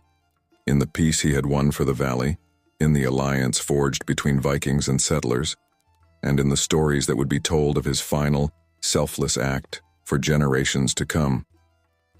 As the shrine of the artifact stood as a silent sentinel against future darkness, those who knew the truth of what had transpired there could not help but wonder. In the eternal battle raging within the artifact, was Harold still fighting, even now, to keep the world safe from evil? The longship's dragon-headed prow cut through the frigid northern waters, its sail billowing with the wind of home. On board, Harold's men stood silent, their faces etched with a mixture of weariness and sorrow. The journey back had been long, but the weight of their tale bore heavier upon them than any physical burden. As the familiar coastline of their homeland came into view, Bjorn, now the de facto leader of the group, turned to address his comrades. "Brothers," he began, his voice rough with emotion, "we return not in triumph, but in honor. Our task now is to ensure Harold's sacrifice is never forgotten." Eirik, who had arrived weeks earlier to deliver the initial news, waited on the shore with a group of villagers. As the ship docked and the warriors disembarked, a hush fell over the gathered crowd. Bjorn approached Ingrid, Harold's wife, her swollen belly a poignant reminder of life's continuity, even in the face of loss. He knelt before her, offering up Harold's sword and helmet. "My lady," he said, his voice thick, "Harold fell as he lived, with courage and honor. His sacrifice saved not just the valley we sought to claim, but perhaps the entire world from an ancient evil." Ingrid accepted the items with trembling hands, tears streaming down her face. "Tell me everything," she whispered. "I would know how my husband spent his final days." As the village gathered in the Great Hall, Bjorn recounted their harrowing tale, the treacherous guide, the perilous bridge crossing, the mysterious valley, and the final cataclysmic battle against the demon. He spoke of Harold's bravery, his leadership, and his ultimate sacrifice. "Though Harold is gone from this world," Bjorn concluded, "his spirit lives on in all of us who witnessed his courage, and it will live on in his child, who will be born knowing their father was the greatest of heroes." A murmur of agreement rippled through the hall. As if on cue, Ingrid suddenly gasped, clutching her belly. "The baby," she breathed. "It's coming." What followed was a night of both joy and sorrow. As the village midwife tended to Ingrid, the warriors held vigil, sharing stories of Harold's life and deeds. Outside, the aurora borealis danced across the sky, as if the gods themselves were honoring the fallen hero. As dawn broke, a cry pierced the air. Not one but two voices raising in unison. Bjorn rushed into the birthing chamber to find an exhausted but radiant Ingrid cradling two tiny bundles. "Twins," the midwife announced, her voice filled with wonder. "A boy and a girl. In all my years, I've never seen the like. They came into this world together, hands clasped as if neither would enter without the other." Ingrid looked up at Bjorn, her eyes shining. "The boy shall be called Harold after his father, and the girl, Astrid, for the brave elder who stood with you in that distant valley." As Bjorn gazed upon the newborns, he could have sworn he saw a flicker of otherworldly light pass between them, but he dismissed it as a trick of the morning sun. Years passed, and the legend of Harold the Demon Slayer grew throughout the Viking world. Skalds composed epic poems of his deeds, and parents named their children after him in hopes of bestowing some of his courage upon them. In the village, young Harold and Astrid grew into fine young adults, each bearing signs of their extraordinary heritage. Harold possessed his father's strength and leadership, quickly becoming a skilled warrior and respected voice in the community. Astrid, on the other hand, displayed gifts of a more mysterious nature, an affinity for the old magics, and a connection to the natural world that both awed and slightly unnerved those around her. On the eve of their 20th birthday, as the twins sat by the shore watching the sunset, Astrid suddenly stiffened, her eyes going wide. "Harold," she whispered, gripping her brother's arm. "Do you see him?" Before them, shimmering like a mirage, stood the spectral image of their father. Though they had never seen him in life, they knew him instantly. His face was lined with weariness, but his eyes burned with an indomitable spirit. "My children," the apparition spoke, its voice seeming to come from a great distance. "I have fought for 20 years to reach you. The demon's prison weakens, and with it the barrier that separates us. I need your help." Young Harold leapt to his feet, hand instinctively going to the sword at his hip, the very blade his father had wielded. "Father, tell us what to do. We'll face any danger to bring you home." The ghost of Harold smiled sadly. "Brave words, my son, but the task before you is more perilous than you can imagine. The artifact that imprisons both me and the demon lies in the valley where I fell." The crisp morning air carried the scent of salt and pine as Ragnar and Bjorn stood atop the cliff overlooking their village. The sun was just beginning to peek over the horizon, casting a golden glow across the fjord. The two men, friends since childhood, gazed out at the scene in comfortable silence. Ragnar, tall and broad-shouldered with flowing red hair, turned to his companion with a grin. "Do you remember, Bjorn, when we were boys and we'd sneak out here to watch the ships return?" Bjorn, slightly shorter but no less imposing, with dark hair and piercing blue eyes, chuckled. "Aye. How could I forget? We'd race each other to this very spot, pretending we were the great warriors returning from glorious battles. And now look at us," Ragnar mused, his hand resting on the hilt of his sword. "No longer pretending, but living the life we once dreamed of." Bjorn nodded, a hint of nostalgia in his voice. "We've come a long way from those two mischievous boys who couldn't even lift a proper axe." As they stood there, memories flooded back, vivid and cherished. Ragnar recalled the time they had stolen a small fishing boat, determined to prove themselves as worthy seafarers. "Remember that time we borrowed old Ericsson's boat?"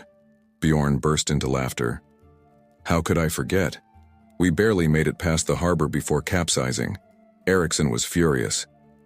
But it was worth it," Ragnar added, his eyes twinkling with mirth. "We learned more about sailing that day than we ever did from the elders' lectures." Their laughter echoed across the cliffside, a testament to the bond forged through years of shared adventures and hardships. As their mirth subsided, Bjorn's expression grew more serious. We've had our fair share of close calls, haven't we, Ragnar? He said, his voice low. Ragnar nodded, understanding the weight of his friend's words. Aye, that we have. But we've always pulled through, together. A comfortable silence fell between them once more, broken only by the distant sounds of the village coming to life below. The moment was interrupted by the approach of a young warrior, breathless from his climb. Ragnar! Bjorn! The young man called out. The scouts have returned. They bring news of a rich village to the south, ripe for raiding. Ragnar and Bjorn exchanged a look, a spark of excitement igniting in their eyes. This was what they lived for, the thrill of battle, the promise of glory and riches. Very well, Ragnar replied, his voice taking on the authoritative tone of a leader.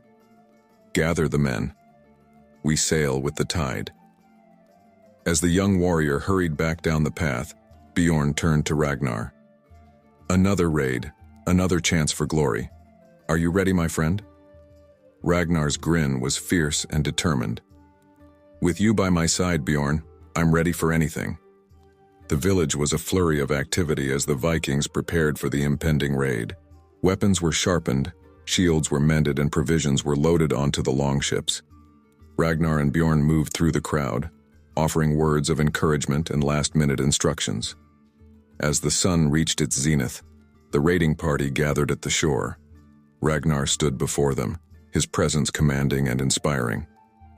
Men of the north, he called out, his voice carrying over the assembled warriors. Today we sail for glory and riches. Our axes will drink deep, and our names will be sung in the great halls. Are you with me? A thunderous roar erupted from the crowd, weapons raised high in salute to their leader. Bjorn stood at Ragnar's side, his own weapon held aloft, a proud smile on his face. The journey south was swift, aided by favorable winds and calm seas. As night fell, the target village came into view, its inhabitants unaware of the danger that approached. Ragnar gathered his men for one final address before the attack. Remember, he said, his voice low but intense. We strike hard and fast, no unnecessary bloodshed. We take what we need and leave. Bjorn will lead the first wave, and I'll bring up the rear. May the gods favor us this day. The raid was a resounding success. Ragnar and Bjorn's coordination was flawless, their years of fighting side by side evident in every move they made. They anticipated each other's actions, covering weak spots and creating opportunities for their fellow warriors. As dawn broke, the Vikings returned to their ships laden with treasure and slaves. The village behind them smoldered, a testament to their swift and brutal efficiency. As they set sail for home, Ragnar and Bjorn stood at the prow of the lead ship, surveying their victorious fleet. Another successful raid, Bjorn said, clapping Ragnar on the shoulder. The Skalds will have much to sing about when we return. Ragnar nodded, his expression a mix of satisfaction and something deeper, a hunger for more. Indeed, but this is just the beginning, my friend. I have greater plans for our people. Upon their return, the village erupted in celebration. As night fell and the mead flowed freely, word spread through the crowd. The clan elders had made a decision. In the great hall, packed with warriors and villagers alike, the eldest of the clan stood to make the announcement. Ragnar Lothbrok, the old man's voice rang out, silencing the crowd. Step forward. Ragnar approached, his heart pounding with anticipation. He could feel Bjorn's supportive presence just behind him. Your deeds have not gone unnoticed, the elder continued. Your bravery in battle, your wisdom in leadership, and your vision for our people have proven you worthy. From this day forward, you shall be our chieftain. A deafening cheer erupted from the assembled crowd. Ragnar, momentarily stunned, felt Bjorn's hand on his shoulder, grounding him. Accept it, my friend, Bjorn whispered. You were born for this. Ragnar straightened, his voice strong as he addressed the clan. I accept this honor with humility and determination. Together, we will forge a legacy that will echo through the ages. As the celebration continued late into the night, Ragnar and Bjorn found a quiet moment away from the crowds. They stood in the cool night air, cups of mead in hand, the sounds of revelry drifting from the great hall. "Chieftain Ragnar," Bjorn said, raising his cup in a toast. "It has a good ring to it." Ragnar chuckled, clinking his cup against Bjorn's. "It's still hard to believe, but I couldn't have achieved this without you, my friend. You'll stand with me as my right hand, won't you?" "Always," Bjorn replied without hesitation. "Together there's nothing we can't accomplish." As they drank to their future, neither man noticed the old woman watching them from the shadows. Her eyes, clouded with age but sharp with foresight, narrowed as she observed the two friends. She muttered under her breath, words lost to the night wind, a warning unheard and unheeded. The next morning, nursing sore heads but buoyed by excitement, Ragnar and Bjorn met to discuss their plans for the clan's future. "We'll need bigger ships," Ragnar said, pacing the room. "Faster, able to carry more men and supplies. And we'll need to train more warriors." Bjorn nodded, adding his own thoughts. "We should also establish trade routes. Not every village needs to be raided. Some alliances could prove beneficial." As they continued to plan, mapping out a future filled with glory and prosperity, the bond between them seemed unbreakable. Ragnar, the visionary leader, and Bjorn, the loyal right hand, together they were unstoppable. But fate, as always, had its own plans, and the seeds of betrayal, though yet unseen, had already been sown. The moon hung low in the sky, casting long shadows across the fjord as Bjorn made his way to the secret meeting place. His heart raced, not from exertion but from the weight of what he was about to do. As he approached the clearing, he saw the silhouettes of 3 men waiting for him. "You're late, Bjorn," growled Hakon, the eldest of the rival clan leaders. Bjorn straightened his shoulders, meeting Hakon's gaze without flinching. "I had to ensure I wasn't followed. Ragnar's eyes are everywhere these days." Ulf, a burly man with a scar running down his cheek, spat on the ground. "Ragnar this, Ragnar that. When did we start bowing to a man barely out of his youth?" "That's why we're here," Bjorn said, his voice low and measured. "Ragnar's leadership is taking us down a dangerous path. His ambitions will be the ruin of us all." The third man, Eric the Red, leaned forward, his eyes glinting in the moonlight. "And what do you propose, Bjorn? You're his right-hand man, after all. Why should we trust you?" Bjorn took a deep breath, steeling himself for the words he was about to utter. "Because I know Ragnar better than anyone. I know his strengths and, more importantly, his weaknesses. With your support, we can guide the clan back to the old ways, the safe ways." The men exchanged glances, a mixture of suspicion and interest on their faces. Hakon spoke again. "And what of your loyalty to Ragnar? You've been friends since childhood, or so the stories go." A flicker of emotion crossed Bjorn's face, quickly replaced by determination. "My loyalty is to the clan, to our people. Ragnar's vision will lead us to ruin. I cannot stand by and watch that happen." As the meeting continued, late into the night, none of the men noticed the pair of eyes watching from the shadows, belonging to a figure who slipped away silently into the darkness. The next morning, as Ragnar sat in the great hall discussing plans with his advisors, his wife Aslaug approached, her face etched with concern. "My love," she said, placing a hand on his arm. "May I speak with you in private?" Ragnar nodded, excusing himself from the meeting. Once they were alone, Aslaug spoke in hushed tones. "I'm worried about Bjorn. He's been acting strange lately." Ragnar's brow furrowed. "Strange how?" "He's been disappearing at odd hours, speaking in whispers with some of the older warriors. And when he looks at you..." Aslaug hesitated. "There's something in his eyes I don't trust." Ragnar sighed, running a hand through his hair.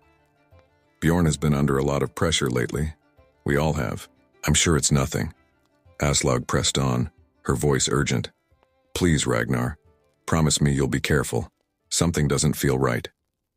Ragnar took his wife's hands in his voice soft but firm. "I appreciate your concern, my love. But Bjorn is like a brother to me.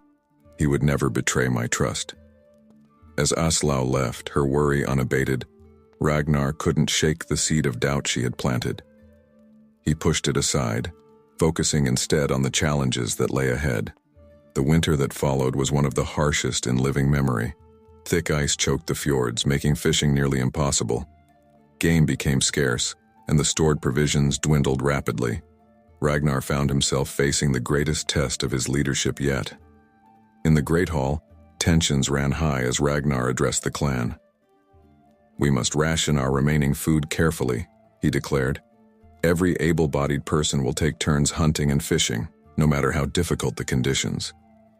A murmur of discontent rippled through the crowd. Bjorn stepped forward, his voice carrying across the hall. "Perhaps, Ragnar, it would be wiser to send out raiding parties. There are settlements to the south that would be easy targets even in this weather." Ragnar shook his head. "No, Bjorn. We cannot risk losing men to the treacherous seas or unknown territories. We must endure this winter together, here in our home." As the weeks wore on and hardships mounted, Bjorn's words began to take root among the clan members. In hushed conversations around hearthfires, people began to question Ragnar's decisions. "If we had raided as Bjorn suggested, we wouldn't be going hungry now," one warrior grumbled. "Aye," another agreed. "Ragnar's grown soft. He's forgotten the old ways." Bjorn, ever present, would nod sympathetically, adding fuel to the fire of discontent with carefully chosen words. "Ragnar means well, but perhaps he's not as suited to leadership as we thought." Despite the challenges, Ragnar worked tirelessly to see his people through the winter. He organized hunting parties, developed new fishing techniques to break through the ice, and even rationed his own family's food to ensure the weakest members of the clan were cared for. As the first signs of spring began to appear, the mood in the village lightened. They had survived the brutal winter, but the experience had left its mark. The once unshakable faith in Ragnar's leadership had been tested, and for some found wanting. It was on a brisk morning, as the ice began to break up in the fjord, that a foreign trader's ship made its way into the harbor. The clan gathered eagerly, hungry for news from the outside world and the promise of fresh supplies. The trader, a weathered man named Halvard, was welcomed into the Great Hall. As he shared his wares and news, one piece of information caught everyone's attention. "There's a kingdom to the west," Halvard said, his eyes glinting with excitement. "Rich beyond imagination. Gold, silver, lands ripe for the taking. They say their defenses are weak, their warriors soft from years of peace." The hall erupted in excited chatter. Ragnar leaned forward, his interest piqued. "Tell me more about this kingdom, Halvard." As the trader spun tales of the wealthy land across the sea, Bjorn watched Ragnar carefully. He could see the fire of ambition igniting in his friend's eyes, and knew that this could be the opportunity he had been waiting for.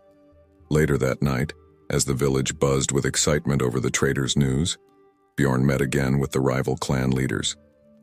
"This is our chance," he said, his voice low and urgent. "Ragnar will not be able to resist the lure of this new kingdom. He'll mount a massive expedition, leaving our lands vulnerable." Håkon nodded slowly. "And when he fails?" A grim smile played on Bjorn's lips. "When he fails, the clan will see him for the reckless leader he is.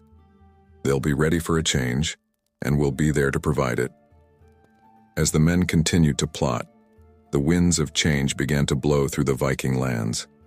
The harsh winter had tested them all, and the promise of a wealthy new conquest loomed on the horizon. But beneath the surface, the currents of betrayal ran deep, threatening to upend everything Ragnar had built.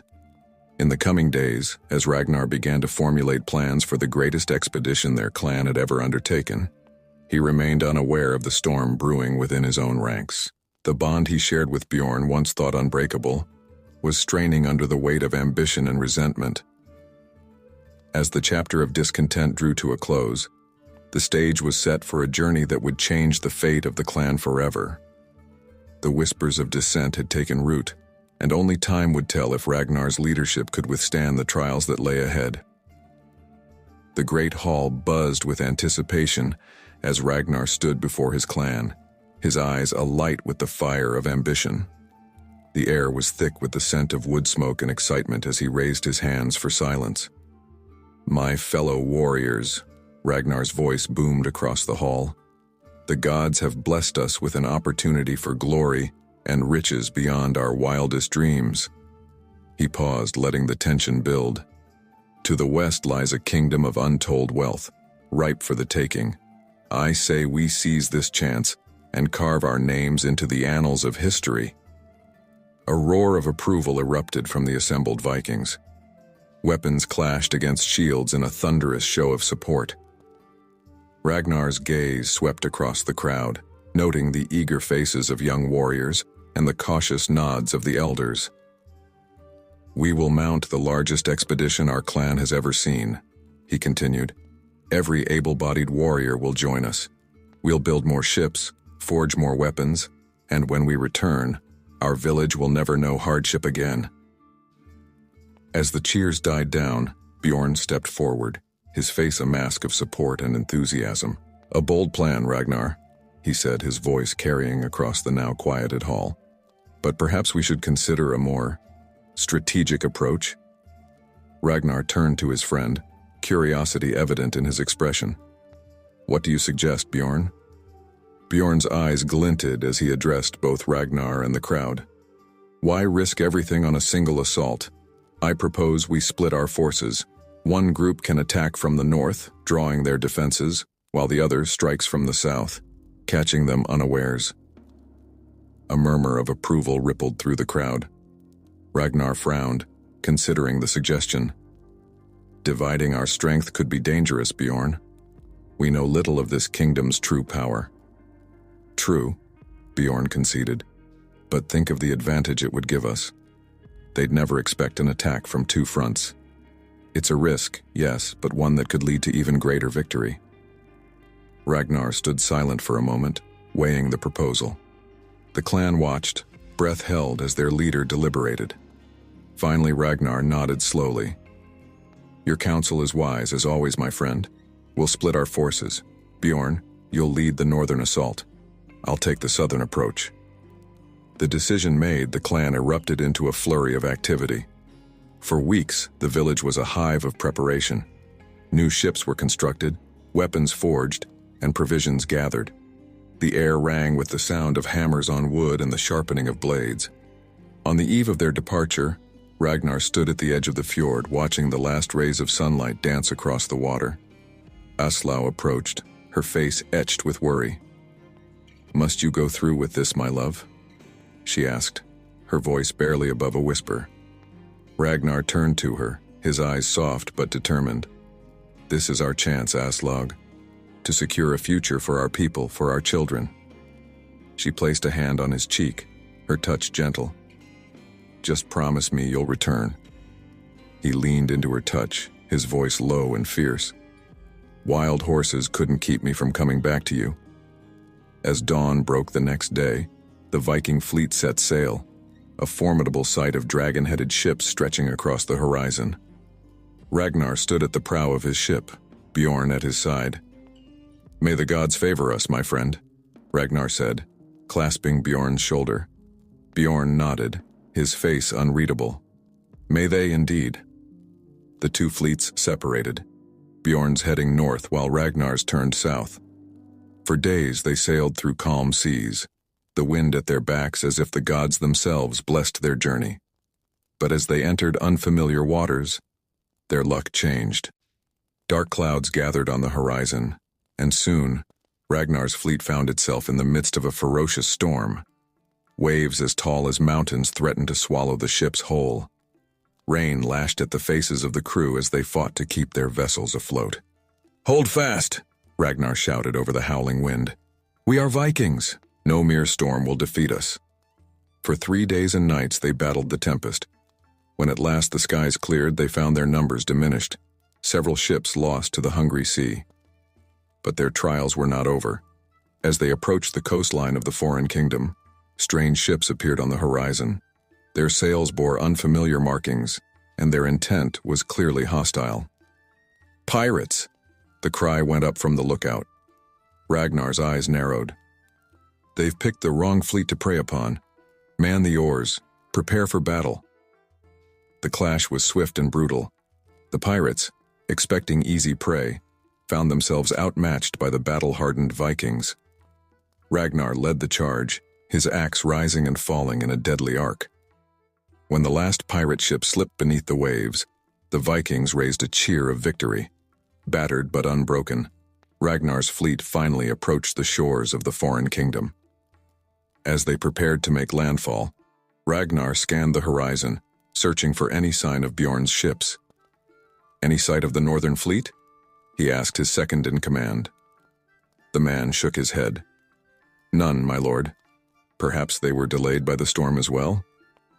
Ragnar frowned, a sense of unease settling in his gut. "Perhaps. We'll make camp on the beach and wait for word." As the Vikings established their beachhead, tension filled the air. Warriors sharpened their weapons and donned their armor, preparing for the battle to come. Ragnar paced the shoreline, his eyes constantly scanning the horizon for any sign of Bjorn's ships. As the sun began to set, casting long shadows across the sand, a lone figure approached the camp. The Vikings tensed, weapons at the ready, but Ragnar waved them down as he recognized the man as one of Bjorn's scouts. "My lord," the scout said, breathless from his journey, "I bring a message from Bjorn." Ragnar's heart quickened. "Speak, then. Where is the northern fleet?" The scout hesitated, his eyes darting nervously. "Bjorn says to proceed with the attack. He'll join you when the time is right." Ragnar's brow furrowed. "That's all? No explanation for their absence?" The scout shook his head. "No, my lord. Just that you should trust in Bjorn's plan." As the scout retreated, Ragnar stood alone on the beach, the cryptic message turning over in his mind. Something felt off, but he couldn't put his finger on what. The bond of trust between him and Bjorn, forged over a lifetime, warred with the growing sense of unease in his gut.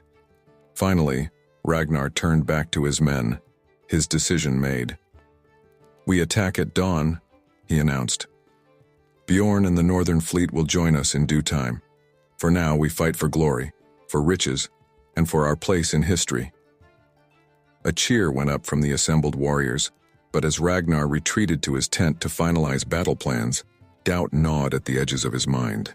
As he unrolled maps and positioned markers representing their forces, he couldn't shake the feeling that something was terribly wrong. Outside, the night grew deep, and the foreign shore lay silent, unaware of the Viking threat that lurked on its beaches.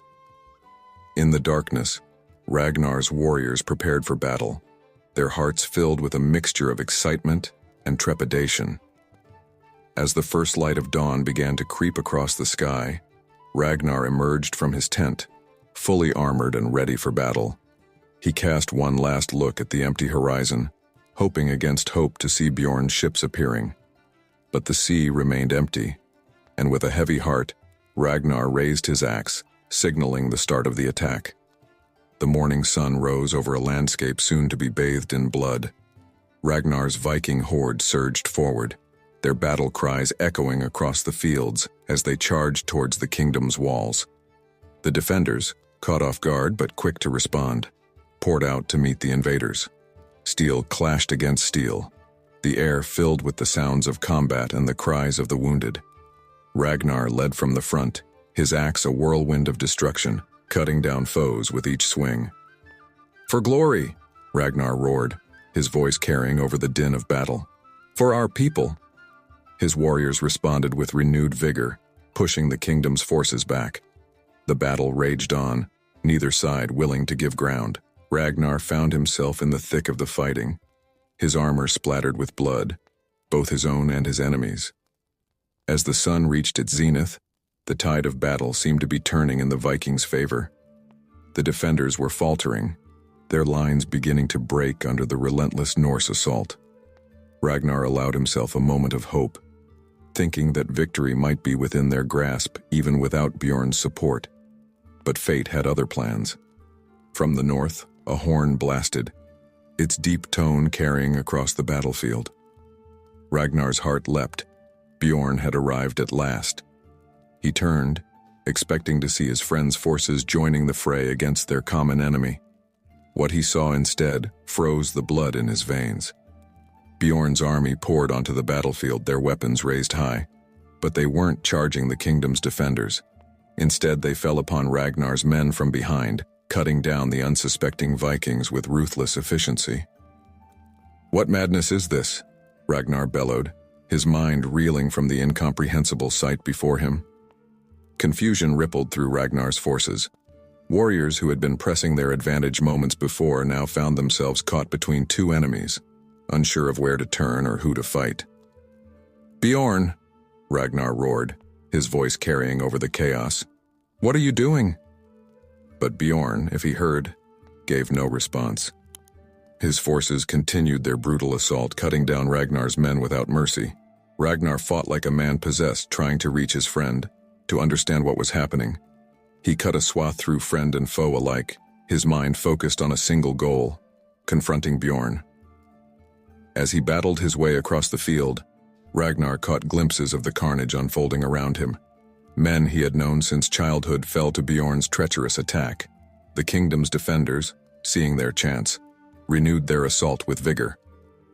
"Rally to me," Ragnar called out to his remaining loyal warriors. "Form ranks, defend yourselves." A group of his most trusted men managed to fight their way to his side, forming a protective circle around their leader. Together, they pushed through the melee, inching closer to where Bjorn directed his forces. Finally, after what seemed like an eternity of bloodshed, Ragnar broke through the last line of combatants separating him from Bjorn. Their eyes met across the battlefield, and Ragnar saw something in his old friend's gaze that he had never seen before: cold, calculating ambition. "Bjorn," Ragnar shouted, his voice hoarse from battle, "why have you done this? We were brothers." Bjorn's face twisted into a sneer. "Brothers? You were always the golden child, Ragnar, the chosen one. It was time someone showed everyone your true worth." "This is madness," Ragnar pleaded, still unable to fully comprehend the betrayal. "Think of our people, of everything we've built together." "I am thinking of our people," Bjorn spat back. "You would have led us to ruin with your grand ambitions. It's time for a new leader, one who understands the old ways." As they argued, the battle raged on around them. Vikings fought Vikings, while the kingdom's defenders took advantage of the chaos to press their attack. The field was a swirling maelstrom of violence and betrayal. Ragnar, his heart heavy but his resolve firm, raised his axe. "Then let the gods decide, old friend. Face me, if you dare." Bjorn's eyes narrowed, and he hefted his own weapon. "With pleasure." The two men, once as close as brothers, now circled each other like wolves. Their weapons clashed, the sound ringing out above the din of battle. They were evenly matched, each knowing the other's fighting style intimately from years of training together. As they fought, Ragnar tried one last time to reach his friend. "It doesn't have to be this way, Bjorn. We can still fix this." But Bjorn's face remained a mask of determination and resentment. "It's too late for that, Ragnar. Only one of us will leave this field alive." Their duel continued, neither able to gain the upper hand.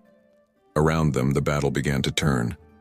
Ragnar's loyal warriors, though outnumbered, fought with the desperation of men betrayed.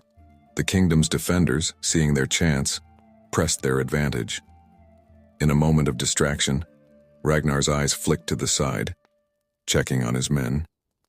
It was all the opening Bjorn needed. With a swift, brutal movement, he stepped in close and drove his sword into Ragnar's back, finding a weak spot in his armor. Ragnar's eyes widened in shock and pain. He staggered, his axe slipping from suddenly numb fingers. "Bjorn," he gasped, disbelief written across his face. Bjorn leaned in close, his voice a harsh whisper. "Long live the new chief." But Ragnar, even gravely wounded, was not finished. With the last of his strength, he reached for the knife at his belt. As Bjorn stepped back, a triumphant grin on his face, Ragnar surged forward. The knife found its mark, sliding between Bjorn's ribs and piercing his heart. Bjorn's eyes widened in shock, mirroring Ragnar's own expression from moments before. "We go to Valhalla together, old friend," Ragnar managed to say, his voice weak but determined. The two men, once inseparable allies and now mortal enemies, collapsed to the blood-soaked ground.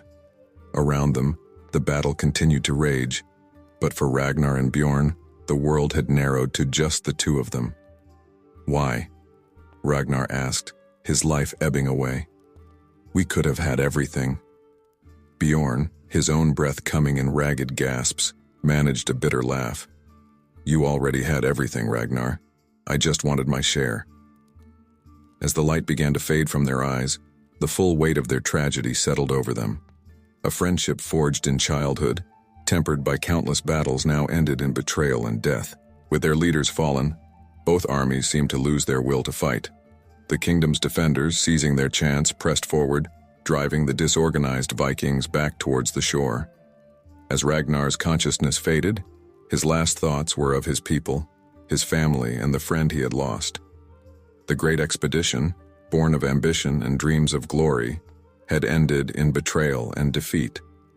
The sun began to set on the blood-soaked battlefield, casting long shadows over the fallen. Among the dead lay two men, once the closest of friends, now united only in death. The consequences of their actions would ripple out, changing the fate of their clan and the kingdom they had sought to conquer. As darkness fell, the sounds of battle faded, replaced by the cries of the wounded and the lamentations of the survivors.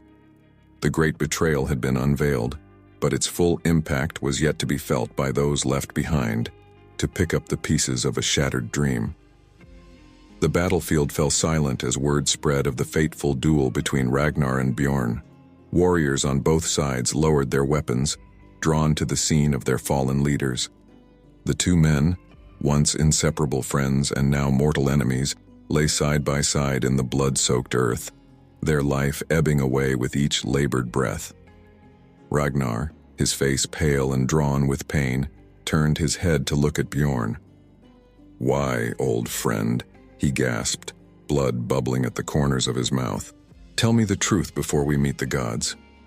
Bjorn, his own life fading fast, let out a bitter laugh that turned into a cough. "The truth, Ragnar.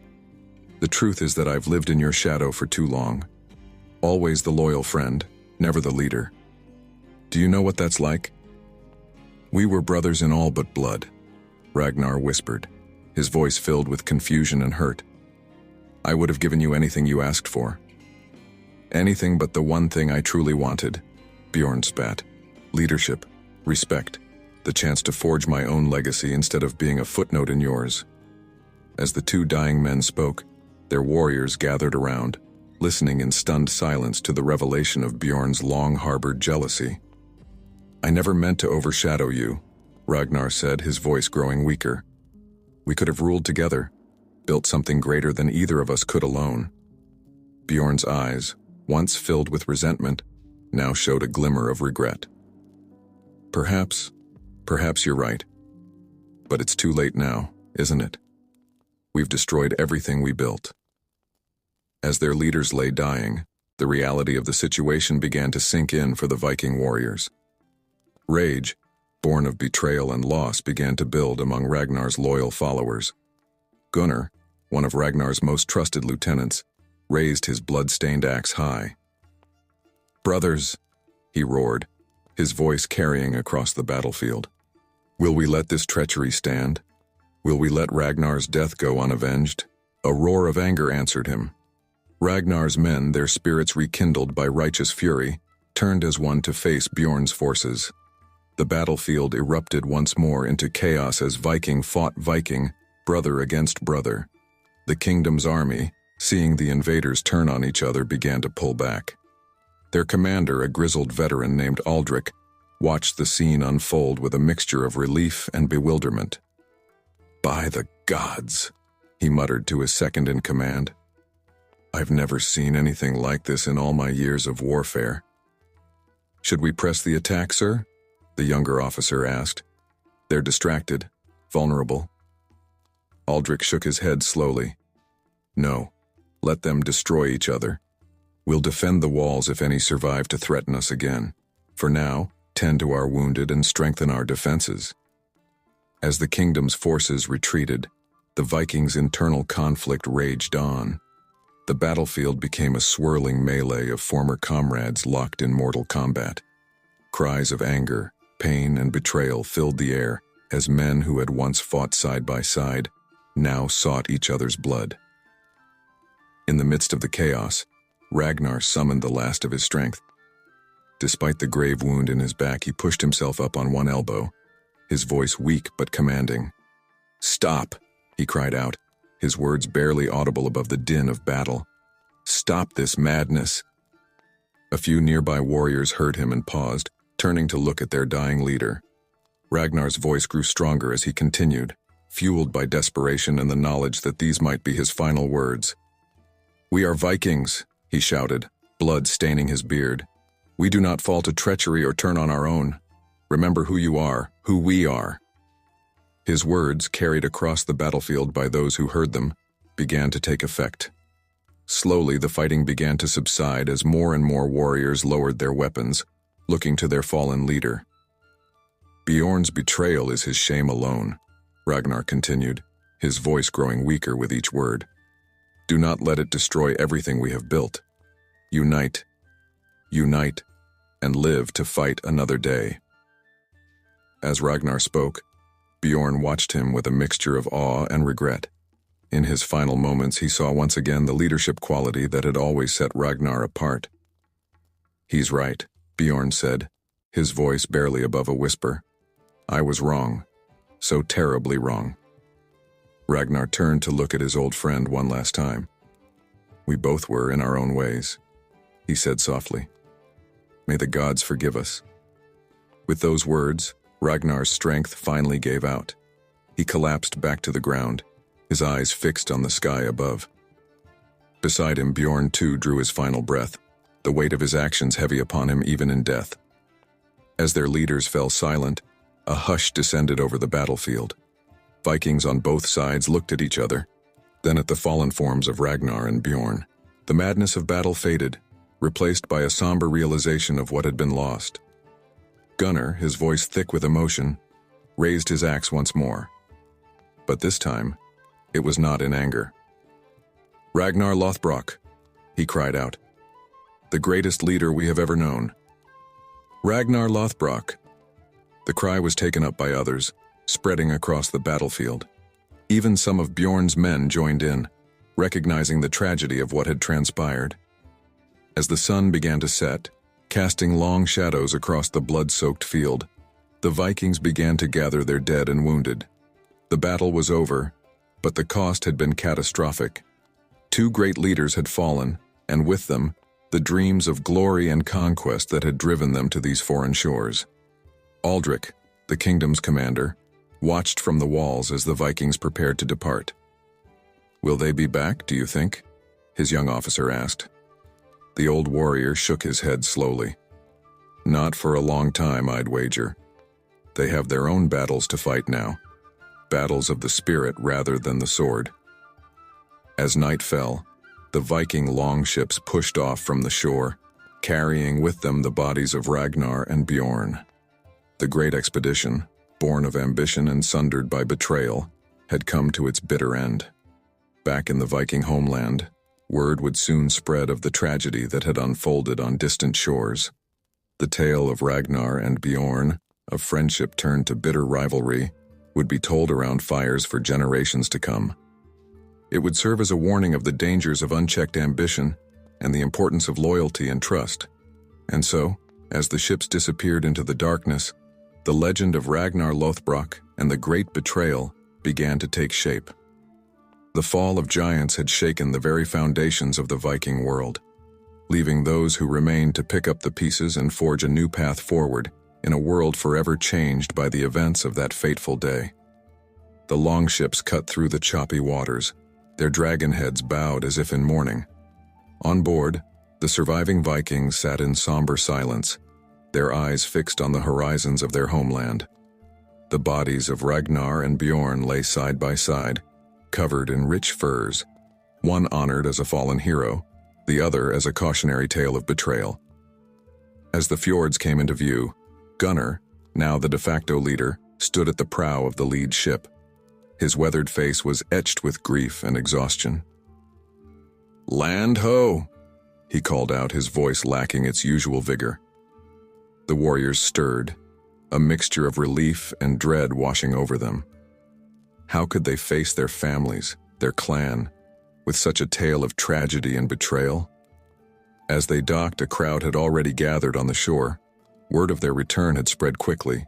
Faces eager for news of victory quickly turned to shock and sorrow as they saw the bodies being carried off the ships. "Ragnar, no!" A heart-wrenching cry cut through the air. Aslaug, Ragnar's wife, pushed through the crowd, her face a mask of anguish. She fell to her knees beside her husband's body, her shoulders shaking with sobs. Gunnar approached her cautiously. "My lady," he began, his voice heavy with regret. "Ragnar fell in battle, but not by the hand of our enemies. It was Bjorn," Aslaug finished, her voice suddenly cold. She looked up, her eyes blazing with a mixture of grief and fury. "I knew. I saw it in a vision." A murmur ran through the crowd. Aslaug's prophetic abilities were well known but rarely spoken of openly. "There's more," she continued, rising to her feet. "While you were gone, the rival clans attacked our villages. They knew our defenses would be weak." Shocked gasps and angry curses erupted from the gathered Vikings. Gunnar's face darkened with rage. "Bjorn's treachery runs deeper than we thought," he growled. As the warriors and villagers alike processed this news, a commotion arose near Bjorn's body. Two young warriors were rifling through his belongings, their faces twisted with disgust. "Stop that," Gunnar barked, moving to intervene. "Wait," one of the young men called out. "We found something." He held up a rolled parchment sealed with wax. Breaking it open, his eyes widened as he scanned its contents. It's a pact," he stammered. "Between Bjorn and the rival clan leaders. They planned this all along." The document was passed to Gunnar, who read it aloud for all to hear. It detailed a secret agreement. Bjorn would lead Ragnar to his doom, and in return the rival clans would support his claim as the new leader. A heavy silence fell over the gathering as the full extent of the betrayal sank in. Then, like a dam bursting, voices erupted in anger and disbelief. "We should have seen it. How could he do this to us? What do we do now?" Gunnar raised his hands for silence. "We must decide our next move carefully," he said. "Our home is under threat, but the kingdom we set out to raid is still ripe for the taking. What say you? Do we return to defend our lands, or do we press on with Ragnar's vision?" The debate that followed was heated. Some argued for immediate revenge against the rival clans, while others insisted that they should complete the raid, returning with riches to strengthen their defenses. As the arguments grew more intense, a voice rang out from the back of the crowd. "I say we do both." The Vikings turned as one to see a young man pushing his way forward. He was tall and broad-shouldered, with Ragnar's piercing blue eyes. "Who are you to make such a claim?" Gunnar demanded. The young man stood tall, meeting Gunnar's gaze unflinchingly. "My name is Ivar," he announced. "I am Ragnar's son." A shocked murmur ran through the crowd. Aslaug's eyes widened in recognition, but she remained silent. "Lies!" someone shouted. "Ragnar had no other sons!" Ivar turned to face the crowd, his voice ringing with conviction. "I am his son, born of a liaison before he married Aslaug. He never acknowledged me publicly, but he trained me in secret, preparing me for a day he hoped would never come." He turned back to Gunnar. "I have my father's strategic mind and his warrior spirit. I can lead a force back to raid the kingdom while you defend our lands. When we return with our spoils, we'll crush the rival clans once and for all." The gathered Vikings looked at each other uncertainly. Could they trust this stranger who claimed to be Ragnar's son? Aslaug stepped forward, her face a mixture of emotions. "It's true," she said softly. "Ragnar told me of Ivar long ago. He wanted to acknowledge him, but feared it would cause strife within the clan. Gunnar studied Ivar intently, seeing the echo of Ragnar in his stance and gaze. Finally, he nodded slowly. "Very well," he said. "If Aslaug confirms your identity, then we will hear your plan. But know this, if you betray us as Bjorn did, your fate will be far worse than his." Ivar nodded grimly. "I understand. I loved my father, even from afar. I would sooner die than dishonor his memory." As the sun began to set, casting long shadows across the fjord, the Vikings gathered around Ivar and Gunnar. Plans were made, strategies discussed, and a new path forward began to take shape. The bodies of Ragnar and Bjorn were prepared for their final journey. Ragnar would be sent to Valhalla with all the honors befitting a great leader. Bjorn, despite his betrayal, would be given a warrior's funeral, his final fate left to the gods to decide. As night fell, Aslaug stood alone by the water's edge, watching the funeral pyres burn on their floating platforms. She thought of Ragnar, of the life they had shared, and of the uncertain future that lay ahead. "You always said fate was against you," she whispered to the flames. "But even in death, you find a way to shape our destiny. Watch over us, my love. Watch over your son. Guide him as he leads our people through the storms to come." With a heavy heart but a glimmer of hope, Aslaug turned back to the village. The Vikings had suffered a great loss, but they were not defeated. In the crucible of betrayal and tragedy, a new leader had emerged. The saga of Ragnar Lothbrok had ended, but the legend of Ivar was just beginning. As the funeral pyres drifted out to sea, carrying the remains of two men who had once been as close as brothers, the Vikings prepared for the challenges that lay ahead. The world had changed, alliances had shifted, and the future was uncertain. But they were Vikings, and they would face whatever came with courage, strength, and the indomitable spirit that had always defined their people. The tale of Ragnar's fall and Ivar's rise would be told for generations to come, a reminder of the complex bonds of loyalty, the dangers of unchecked ambition, and the enduring power of a leader's legacy. The morning sun cast long shadows across the Viking encampment as Ivar stood before the assembled clan. The air was thick with tension and uncertainty, the recent events weighing heavily on everyone's minds. Gunnar, the seasoned warrior who had temporarily taken charge, stepped forward to address the crowd. "Brothers and sisters," he began, his voice carrying across the hushed gathering, "we have suffered a great loss.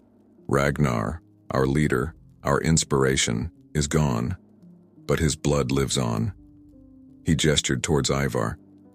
"This young man claims to be Ragnar's son. Aslaug has confirmed his identity. The question before us now is, do we accept him as our new leader?" A murmur rippled through the crowd. Some nodded in agreement while others looked skeptical.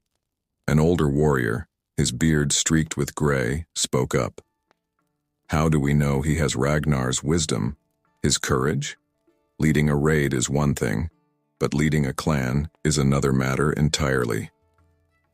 Ivar stepped forward, his blue eyes, so like Ragnar's, scanning the faces before him.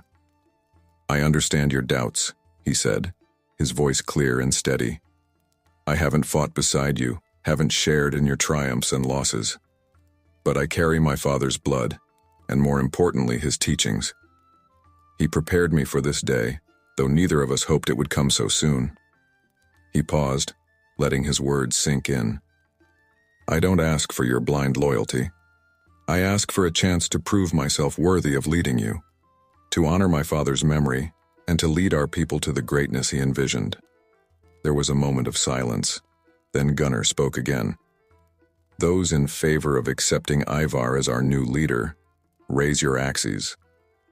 Slowly, hesitantly at first, then with growing confidence, axes were raised throughout the crowd. Not all, but enough. Gunnar nodded solemnly. "It is decided. Ivar, son of Ragnar, will lead us home." As the clan began to prepare for the journey, Ivar approached Gunnar. "Thank you for your support," he said quietly. Gunnar's face was grim. "Don't thank me yet, boy. Leading these warriors won't be easy. One mistake, and they'll turn on you faster than you can blink. Prove yourself worthy of Ragnar's legacy." Ivar nodded, determination etched on his face. "I will, for my father, and for our people."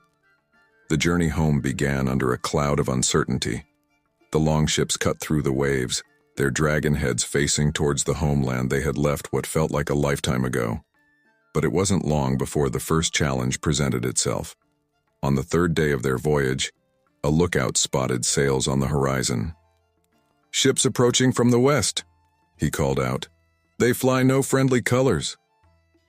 Ivar climbed to the bow of the lead ship, studying the approaching vessels with narrowed eyes. "Pursuers," he muttered. "Perhaps word of our failed raid has spread." Gunnar joined him, his hand on the hilt of his sword. "We're outnumbered," he observed grimly, "and our warriors are weary from battle and grief. What do you propose, young leader?" Ivar's mind raced, recalling the lessons his father had taught him in secret. "We can't outrun them," he said slowly, "and a direct confrontation would be costly. We need to outsmart them." He turned to the crew. "Lower the sails, and bring me every empty barrel and cask we have on board." The Vikings scrambled to obey, though many exchanged confused glances. Gunnar raised an eyebrow. "What's your plan?" Ivar grinned, a flash of Ragnar's cunning gleaming in his eyes. "We're going to disappear." Under Ivar's direction, the Vikings lashed the empty barrels together, creating crude rafts. As the pursuing ships drew closer, Ivar gave the order. "Into the water, cling to the rafts and stay low." The clan obeyed, slipping into the cold sea and huddling around the makeshift rafts. Ivar was the last to leave the ship, pausing only to set a small, smoky fire in the hold. From the water, they watched as their ships, seemingly abandoned in one trailing smoke, drifted aimlessly. The pursuing vessels approached cautiously. "Pirates," one of the Vikings hissed. "They think we've abandoned ship." Ivar nodded. "And so they will. Watch." Sure enough, the pirate ships pulled alongside the Viking vessels. They could hear shouts of confusion and disappointment as the pirates found the ships empty save for a small harmless fire. "They'll search the ships, find nothing of value, and leave," Ivar explained quietly. "And we'll have saved our strength for the battles that truly matter." As Ivar had predicted, the pirates soon gave up their search and sailed away, leaving the Viking ships unmolested. Once the horizon was clear, the clan climbed back aboard, many looking at their young leader with newfound respect. Gunnar clapped Ivar on the shoulder. "A clever trick," he admitted. "Ragnar would have been proud." The journey continued, with Ivar proving his worth time and again. He navigated treacherous waters, mediated disputes among the crew, and kept spirits high with tales of the glory that awaited them. But as they neared their homeland, a terrible sight greeted them. Smoke rose from the direction of their village, and the sounds of battle carried across the water. "No," Gunnar breathed. "The rival clans. They've attacked while we were away." Ivar's face hardened. "Then they'll regret their decision. All warriors prepare for battle.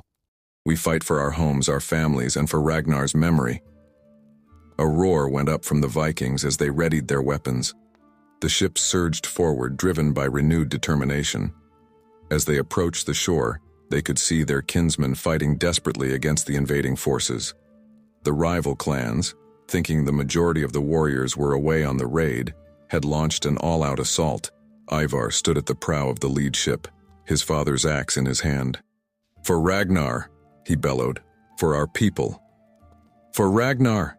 the Vikings roared in response. The ships crashed onto the beach and the warriors poured out, charging into the fray with a ferocity born of rage and desperation.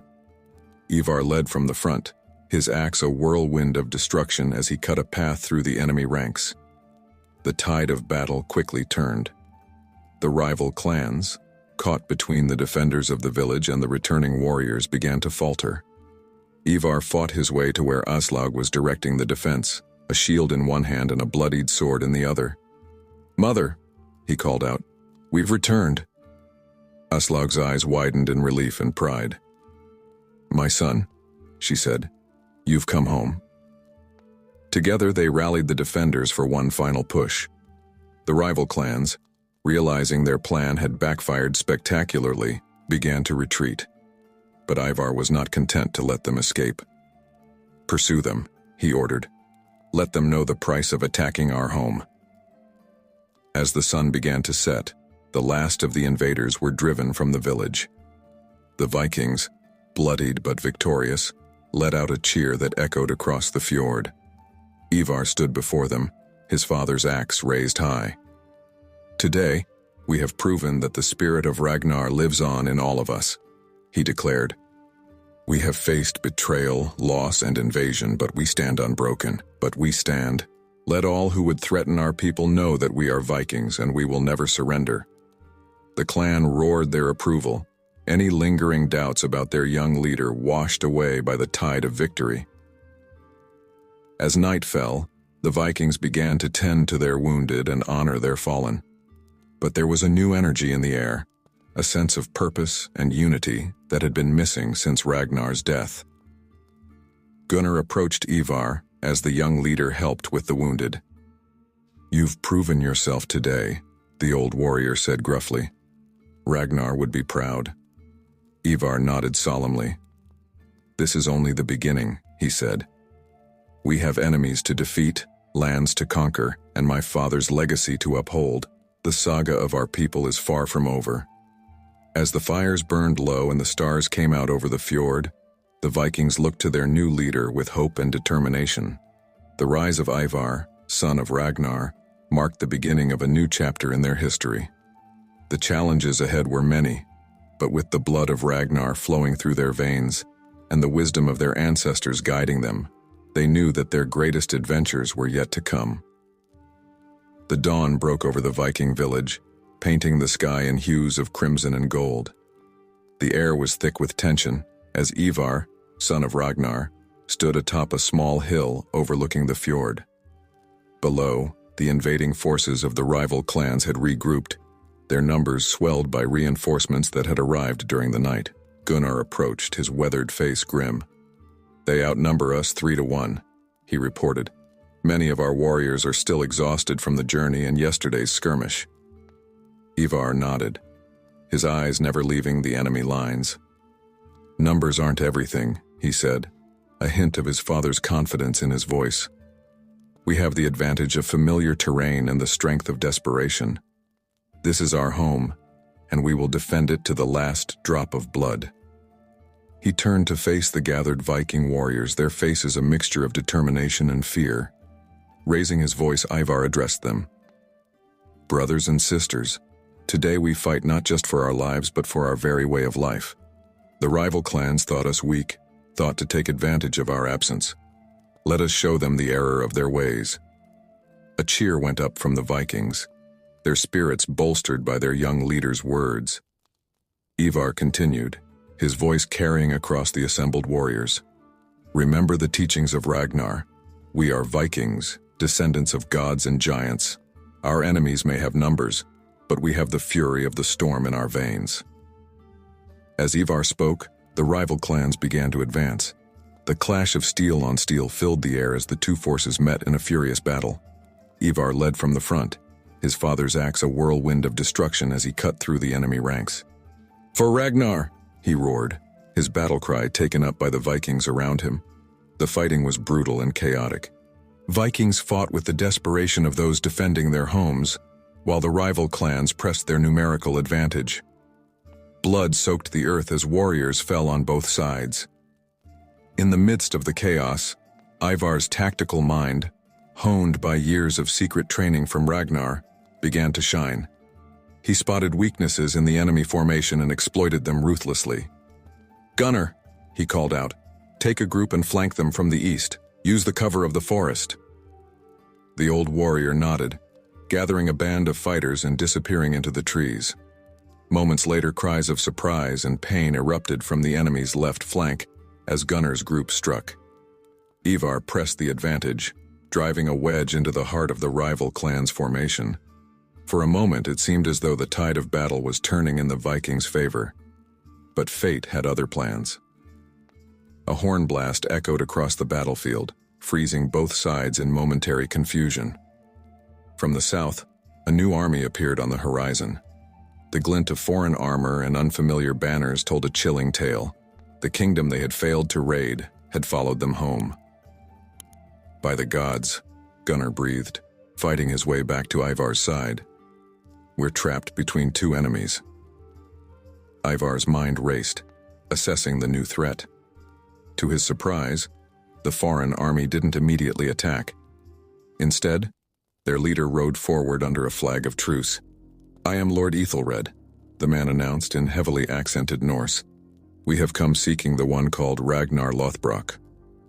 Ivar stepped forward, his voice carrying across the suddenly quiet battlefield. "Ragnar Lothbrok is dead. I am his son, Ivar."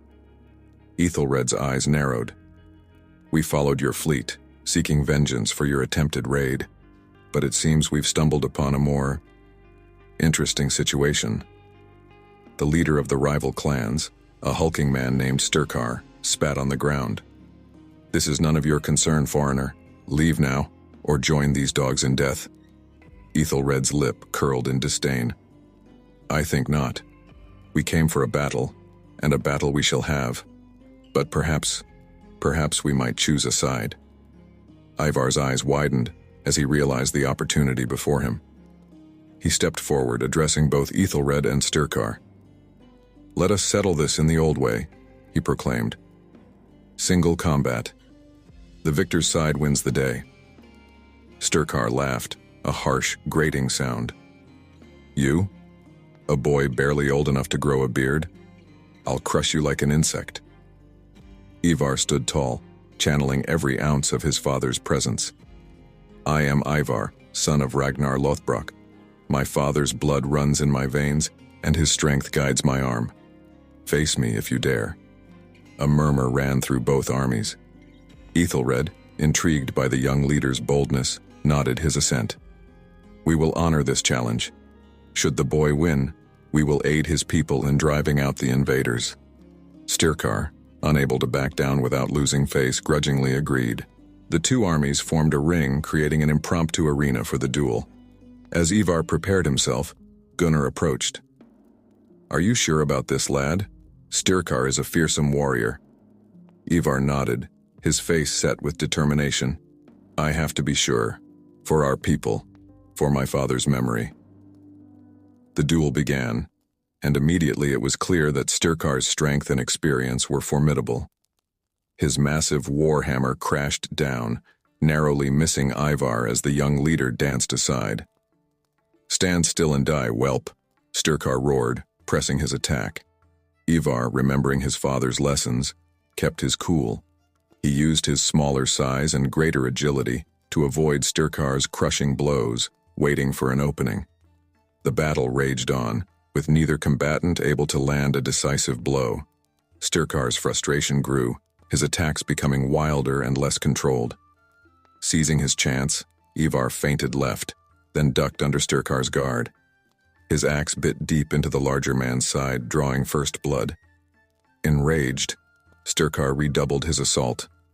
But now Ivar had found his rhythm, weaving in and out of the big man's reach, landing stinging blows that slowly sapped Sturkar's strength. As the duel entered its final, desperate phase, Ivar saw his opening. Sturkar, overextended from a mighty swing, left himself exposed for just a moment. It was all Ivar needed. With a roar that would have made Ragnar proud, Ivar brought his axe down in a devastating arc. The blade struck true, cleaving through Sturkar's shoulder and into his chest. The rival clan leader fell to his knees, shock and disbelief etched on his face. With his last breath, he looked up at Ivar. "How?" Ivar stood over his fallen opponent, his voice low but caring to all assembled. "I am my father's son." A great cheer went up from the Vikings as Sturkar collapsed. The rival clans, seeing their leader fall, began to throw down their weapons in surrender. Lord Ethelred approached Ivar, a newfound respect in his eyes. "Well fought, young one. It seems the tales of Viking valor were not exaggerated." Ivar nodded, suddenly feeling the weight of his exertions. "And what of your people, Lord Ethelred? Will you honor your word?" The foreign lord smiled grimly. "We came for a battle, and we have seen one. Your courage has earned our respect. We will help secure your lands against these invaders, and then perhaps we might discuss more peaceful relations between our peoples." As the sun began to set, the battlefield transformed. The rival clans were disarmed and taken prisoner, while the foreign soldiers helped tend to the wounded of both sides. Ivar stood atop the same hill where he had started the day, surveying the aftermath of the battle. Gunnar joined him, placing a hand on the young leader's shoulder. "You did it, lad. You saved our people." Ivar nodded solemnly. "At what cost, Gunnar? Look at the dead, the wounded. This victory tastes of ash." The old warrior squeezed Ivar's shoulder. "That's the burden of leadership, boy. Your father knew it well. The important thing is that our people will live to see another dawn." As night fell, the Vikings began the solemn task of honoring their dead and rebuilding what had been destroyed. Ivar moved among his people, offering words of comfort and encouragement. In the great hall, now serving as a makeshift infirmary, Ivar found Aslaug tending to the wounded. She looked up as he approached, her eyes filled with a mixture of pride and sorrow. "My son," she said softly, "you have done what many thought impossible." Ivar knelt beside her, suddenly feeling very young and unsure. "I wish father could have seen it," he whispered. Aslaug cupped his cheek in her hand. "He sees, Ivar. Through your actions, through the strength you've shown, Ragnar lives on." As the long night wore on, Ivar found himself standing at the edge of the fjord, looking out over the dark waters. The weight of leadership, of lives lost and choices made, settled heavily upon his shoulders. But as he stood there, he felt a presence beside him. For just a moment, he could have sworn he saw his father's reflection in the water, nodding in approval. Ivar straightened, a new resolve filling him. The battle was won, but the real challenge, leading his people into a new era, was just beginning. With the memory of Ragnar to guide him, and the strength of his people behind him, Ivar knew that whatever challenges lay ahead, they would face them together. As the first light of a new day began to break over the horizon, Ivar turned back to the village. The dawn broke over the Viking village, painting the sky in hues of crimson and gold. The air was thick with tension as the two armies faced each other across the blood-soaked field. On one side stood the battered but determined Vikings led by Ivar, son of Ragnar. Opposite them, the rival clans sneered, confident in their superior numbers. Ivar stood atop a small hill, surveying the battlefield. His father's axe hung heavy in his hand, a reminder of the legacy he now carried. Beside him, Gunnar, the grizzled veteran, spoke in low tones. "They outnumber us 3-1, lad. Many of our warriors are still exhausted from yesterday's skirmish." Ivar nodded grimly. "Numbers aren't everything, Gunnar. We have the strength of desperation and the spirits of our ancestors with us." As the sun climbed higher, the rival clans began to advance. Their war cries filled the air, a cacophony of bloodlust and vengeance.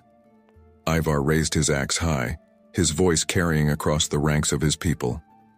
"Vikings, today we fight not just for our lives, but for our very way of life. Remember the teachings of Ragnar. We are the children of Odin, and we fear nothing." A roar went up from the Viking ranks, their spirits bolstered by their young leader's words.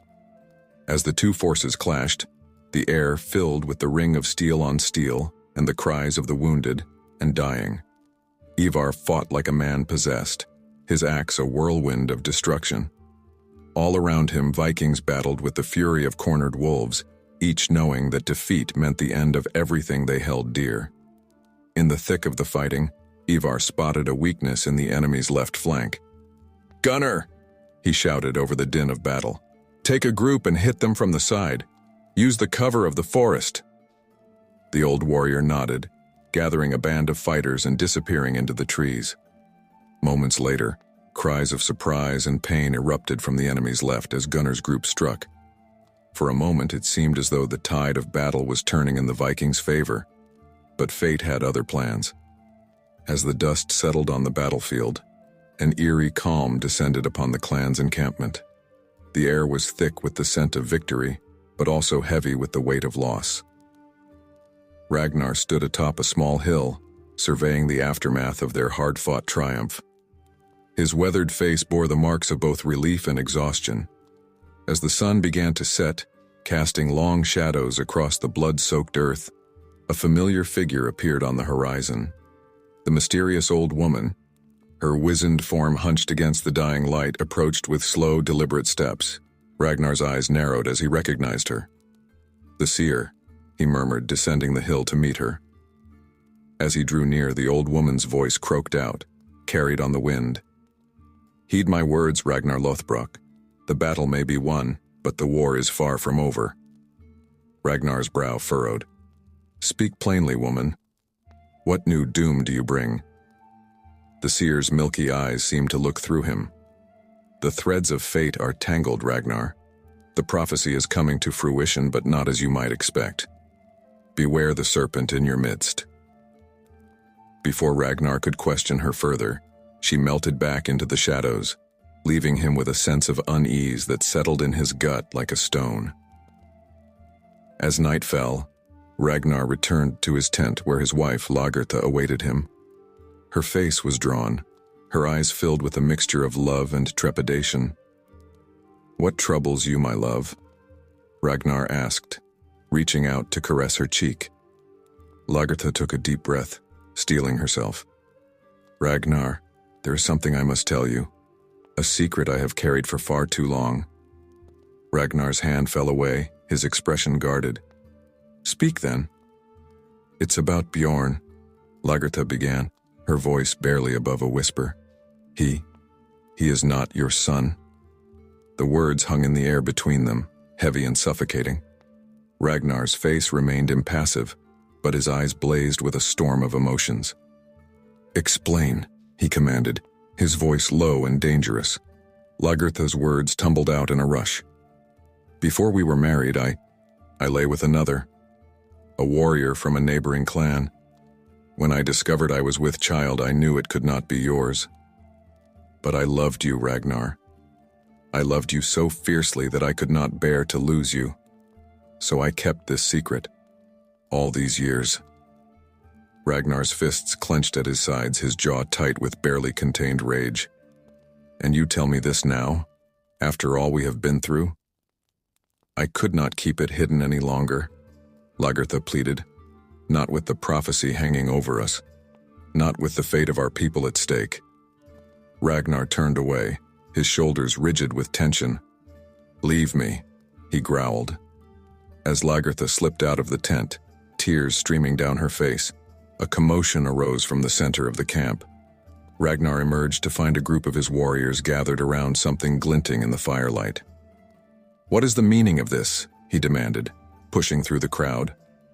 One of his most trusted warriors, Eric, held up an ornate golden disc, covered in strange markings. "We found it buried beneath the battlefield, my lord. It seems to be of great age and importance." Ragnar took the artifact, turning it over in his hands. As he studied the intricate designs, a chill ran down his spine. This is the Wheel of Fate," he breathed. "An ancient relic spoken of in our oldest legends. It is said to hold the key to our people's destiny." As the clan murmured in awe and speculation, another disturbance broke out at the edge of the camp. A small group of bedraggled warriors stumbled into the firelight, their armor battered and blood-stained. "Survivors," someone whispered, "from Bjorn's forces." The leader of the group, a young man with haunted eyes, fell to his knees before Ragnar. "My lord," he gasped, "we bring grave news. Bjorn, he lives, and he has allied himself with our greatest enemies to the south." A ripple of shock ran through the assembled warriors. Ragnar's face darkened with a mixture of anger and pain. "Tell me everything," he commanded. As the young warrior recounted the tale of Bjorn's betrayal and subsequent alliance with their southern foes, Ragnar's mind raced. The seer's warning, Lagertha's revelation, the discovery of the Wheel of Fate, and now this news of Bjorn's treachery. It was all connected. He was sure of it. With the weight of leadership heavy on his shoulders, Ragnar knew he had to make a decision. One that would shape the future of their clan and potentially fulfill the prophecy that had long hung over them. "Hear me, my people," he called out, his voice ringing across the camp. "We stand at a crossroads. Our enemies gather to the south, led by one we once called our own. We have discovered an artifact of great power and significance, and we have been warned of trials yet to come." The clan listened in rapt attention as Ragnar continued. "I propose we do not wait for our enemies to come to us. We will take the fight to them, using the power of the Wheel of Fate to guide our path. We will confront Bjorn and end this threat once and for all." A murmur of dissent rippled through the crowd. One of the elder warriors stepped forward. "But my lord, our forces are depleted. We have just won a great victory, but at great cost. Surely we should take time to recover, to rebuild our strength?" Ragnar's eyes flashed. "And give our enemies time to do the same? No. We must strike while the iron is hot. We must seize our destiny with both hands." The debate raged long into the night. Some supported Ragnar's bold plan, while others counseled caution. As the arguments grew heated, the clan began to fracture along lines of loyalty and belief. In the end, Ragnar's will prevailed, but at a cost. Nearly a third of the clan, led by the dissenting elder, chose to remain behind, unwilling to embark on what they saw as a foolhardy quest. As the first light of dawn broke over the horizon, Ragnar stood before his diminished but determined forces. The Wheel of Fate hung from his belt, a constant reminder of the gravity of their mission. "We march south," he declared, his voice carrying the weight of prophecy. "To face our enemies, to confront our past, and to forge our future. The gods watch us, my friends. Let us show them the strength of our people." With a mighty roar, the clan set out, leaving behind the battlefield that had seen their greatest triumph. As they marched towards an uncertain future, the words of the seer echoed in Ragnar's mind. "The prophecy is coming to fruition, but not as you might expect.